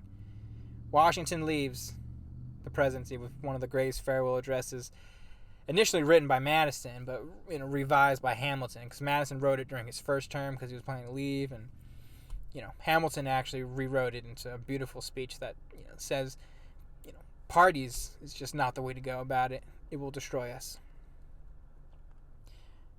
How would I explain George Washington's presidency? Well, it's topsy-turvy. It's chaotic.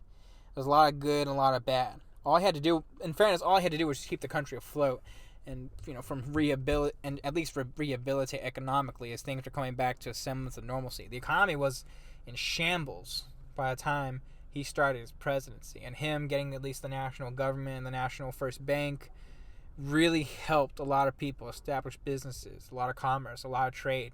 Opening up rivers and trade from east to west for the most part was big and crucial, because that's how most of the trade was back then. That's why the Mississippi River is so important, and would be for decades to come, even centuries for the most part. He did push the country in a particular direction. And you know what? he did a lot of good things. A lot of things that I think make him one of the greatest presidents. Because aside from some scandals and whatnot, how people perceive it, especially nowadays, he established American credit. The Coast Guard, although Hamilton was a big one push it, which is why Hamilton's the father of the Coast Guard. Customs. I mean, historian Ron Chernow explains that he showed that a Republican government can work. It can work without turning into a monarchy, to not turn into a dictatorship, which I think is important and has to be recommended and realized. So, what does Washington do for the last couple years of his life, his post-presidency?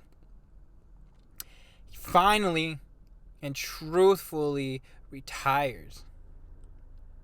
He again started rebuilding Mount Vernon, his wealth. Again, after being president, he didn't go home really, and he just let it, he let people take care of it. And he rebuilt it. He farmed again. Although his wealth, relatively speaking, was in shambles, he actually built a lot up and rebuilt it. Even, like I said, the distillery, which actually make him one of the most high-volume alcohol producers in the country. Around this time, too, he prepares 2 wills. I don't know what one of the wills is, but the other will specifically, has the actual precedence that he's going to free his slaves and concessions for his slaves. Because the story is that when he does die, or about to die, he has both wills pulled out. He tosses one in the fire specifically after deciding which one he's going to do. I find that really fascinating and deeply interesting. So I just want to keep that in mind. Who knows what the other will had? It's probably known. I haven't done my research into that specifically, but at the very least, it seems like he chose to free his slaves, if the other thing was not to free his slaves. So George Washington rebuilds his plantation. He builds it enough to be financially capable and resilient despite some debts. His tour is not over, though, because immediately once John Adams takes over the presidency, he actually asks Washington to be this leader of the Navy that he's and this leader of the military that he's trying to do during the period known as the Quasi-War. It's very complicated there. Washington, he agrees begrudgingly and goes to 1 or 2 meetings and then effectively asks Alexander Hamilton to take over because he wants to retire. And effectively he does. Hamilton, delightedly takes over because Hamilton wanted that position to begin with, and he should have been given that position to begin with, but he didn't. Washington retires. He goes home and he lives the last couple years of his life peacefully, farming, diversifying his crop yields, being Washington for the most part. A couple days before his death, he actually has a dream. It's a story, and I don't know if it's 100% true or not, but I would actually probably believe this is true. He told his wife he had a dream of angels coming down to take her away and thought that Martha was going to be dying in a couple days, or someone was dying in a couple days, and Martha's just, whatever, honey, whatever. And a couple days later, George Washington on a hot day ends up, or George Washington on a rainy day, a wet and cold day, ends up riding his horse, basically contending to all the fields of crops. He comes back. It's a little bit wet. But guests arrive, and he doesn't change his clothes. And the next day, Washington gets really sick. They don't know specifically what has happened to him. So they start bloodletting, which is basically they open up and take out pints of blood from you for the most part in order to, I guess you could say, improve your health, or at the very least come to some relative homeostasis. I guess the idea back then why a lot of people did it and continue to do it was, the less blood you have of infected cells, I guess, then, hypothetically speaking, has a plus or minus chance of actually helping you. A lot of people debate what he actually had. I would probably guess it is what a lot of medical specialists believe it to be, was just epiglottitis. And if you don't know what it is, you have an epiglottis. It's a little flap that covers your trachea for the most part. When it closes every time you swallow something, so any liquids don't go down into your lungs for the most part. You don't aspirate like that and wet lungs and get infections through that way. And when it gets inflamed, it doesn't open up, so it's really difficult to breathe and to swallow anything functionally. That's how he probably died. Basically, unfortunately, choking on himself to a point where he just couldn't breathe and he suffocated to death. His last words were, "'Tis well." It's quite fascinating. George Washington dies. Martha would free his slaves soon after. There was a point where everyone's mourning for George Washington because everyone's still in shock. The great leader, the great man, he's gone. He's no longer with us. Martha would die a couple years later. And George Washington lives on in legend and legacy. So how should we remember George Washington, I guess is what I would say. He's a man. And I think that's really important to understand. He's not a god. He's not this imperfect god as one of the biographies I read. He's a man. He's a human being that literally went above and beyond. And at the very least in his life, in relative comparison to a lot of people, attempted to do the best that he could, always. Do the right thing. Even at that point, if it was wrong. You know, in a lot of ways, he was a bit of a trendsetter and a bit of a forward-thinking individual to see how society was going to be, you could think of. He's not a perfect person. He did own slaves. And you know what? He could have been a better slave owner. He could have been there. But at the same time, when your country calls, you're going to do it. You're going to rise to the call of duty. You know, without him, without everything that he did, we would not be where we're at today, where America becomes this world superpower in a lot of ways. Whether your opinion is of what America is and what it should be. At the very least, he gave us the identity, the direction that we're going to go in, and the belief on how to actually treat each other and how we should act in a proper society. George Washington is the most important president. Whether you want to argue his greatness or not, it's fair. It's comparable. But I would like to point out one more story, another of the thousands of little moments in George Washington's life. And thank you if you are listening to this. You know, I know I went on a little bit. After about 2.5 hours, I kind of lost my train of thought for a quick second. But there is one more story that I do want to point out with George Washington I think is functionally important, that really explains George Washington in my perspective and point of view. Another one of these, thousands and thousands of little moments. After the war, George Washington walks away from it all. He returns home to try and rebuild his life, the country, and Virginia were ever more in his debt. Okay? You have to understand, even though they were loyalists, they still were very grateful to have, you know, at the very least, British out of their hair for the most part. A lot of them truly felt free. And that was because of George Washington. Virginia, in particular, was grateful. So grateful, in fact, that the Potomac Company, it was basically one of the leading, I guess you could say, infrastructure companies that would specifically do transportation for the most part.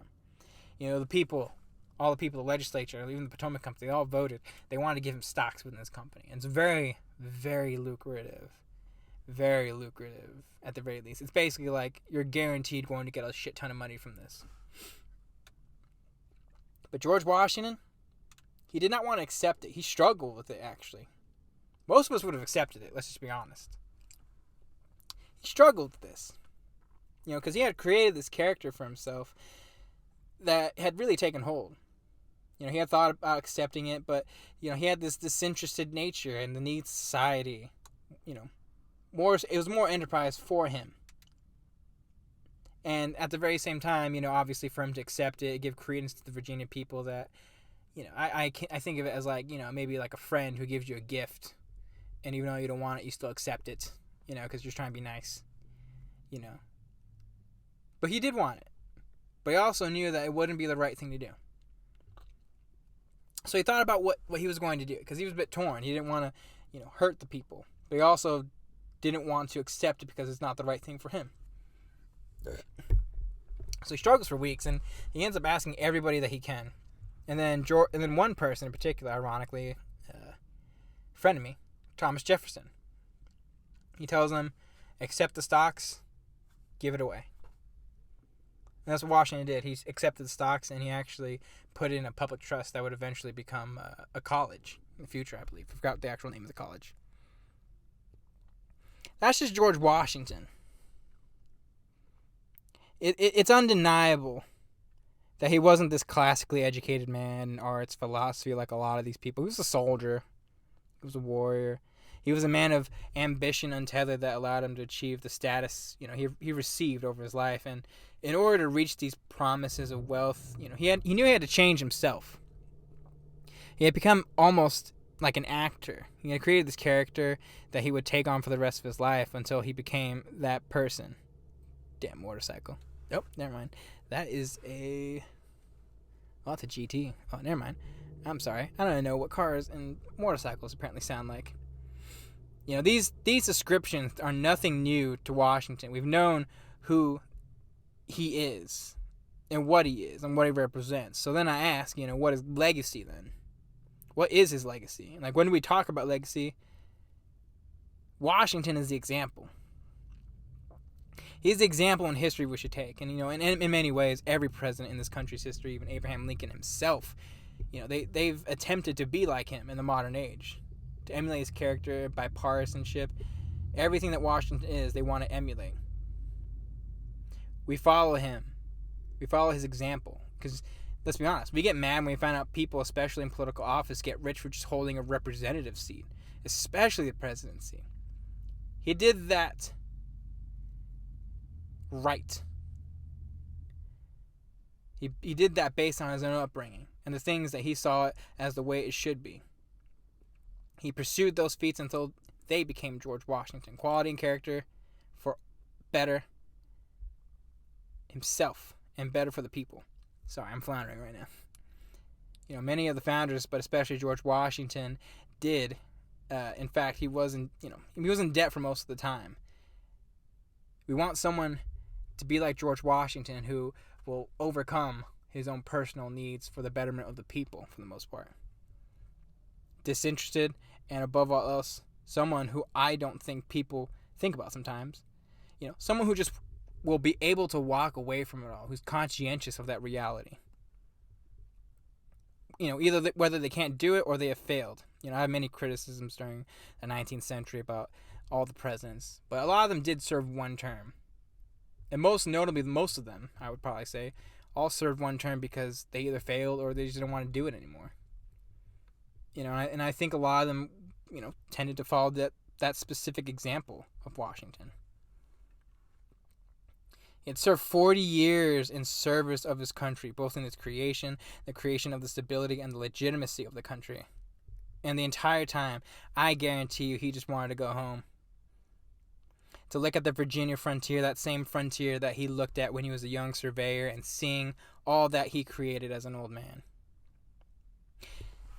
This is the very end of it, and if I can end on one final note, I'd like to explain what I think he fundamentally is. Washington is the kind of man that doesn't want to do anything, yet when called upon to serve his duty or the perceived duty, he always answers the call, whether for war, whether for the government. Every time duty needed of him, he came.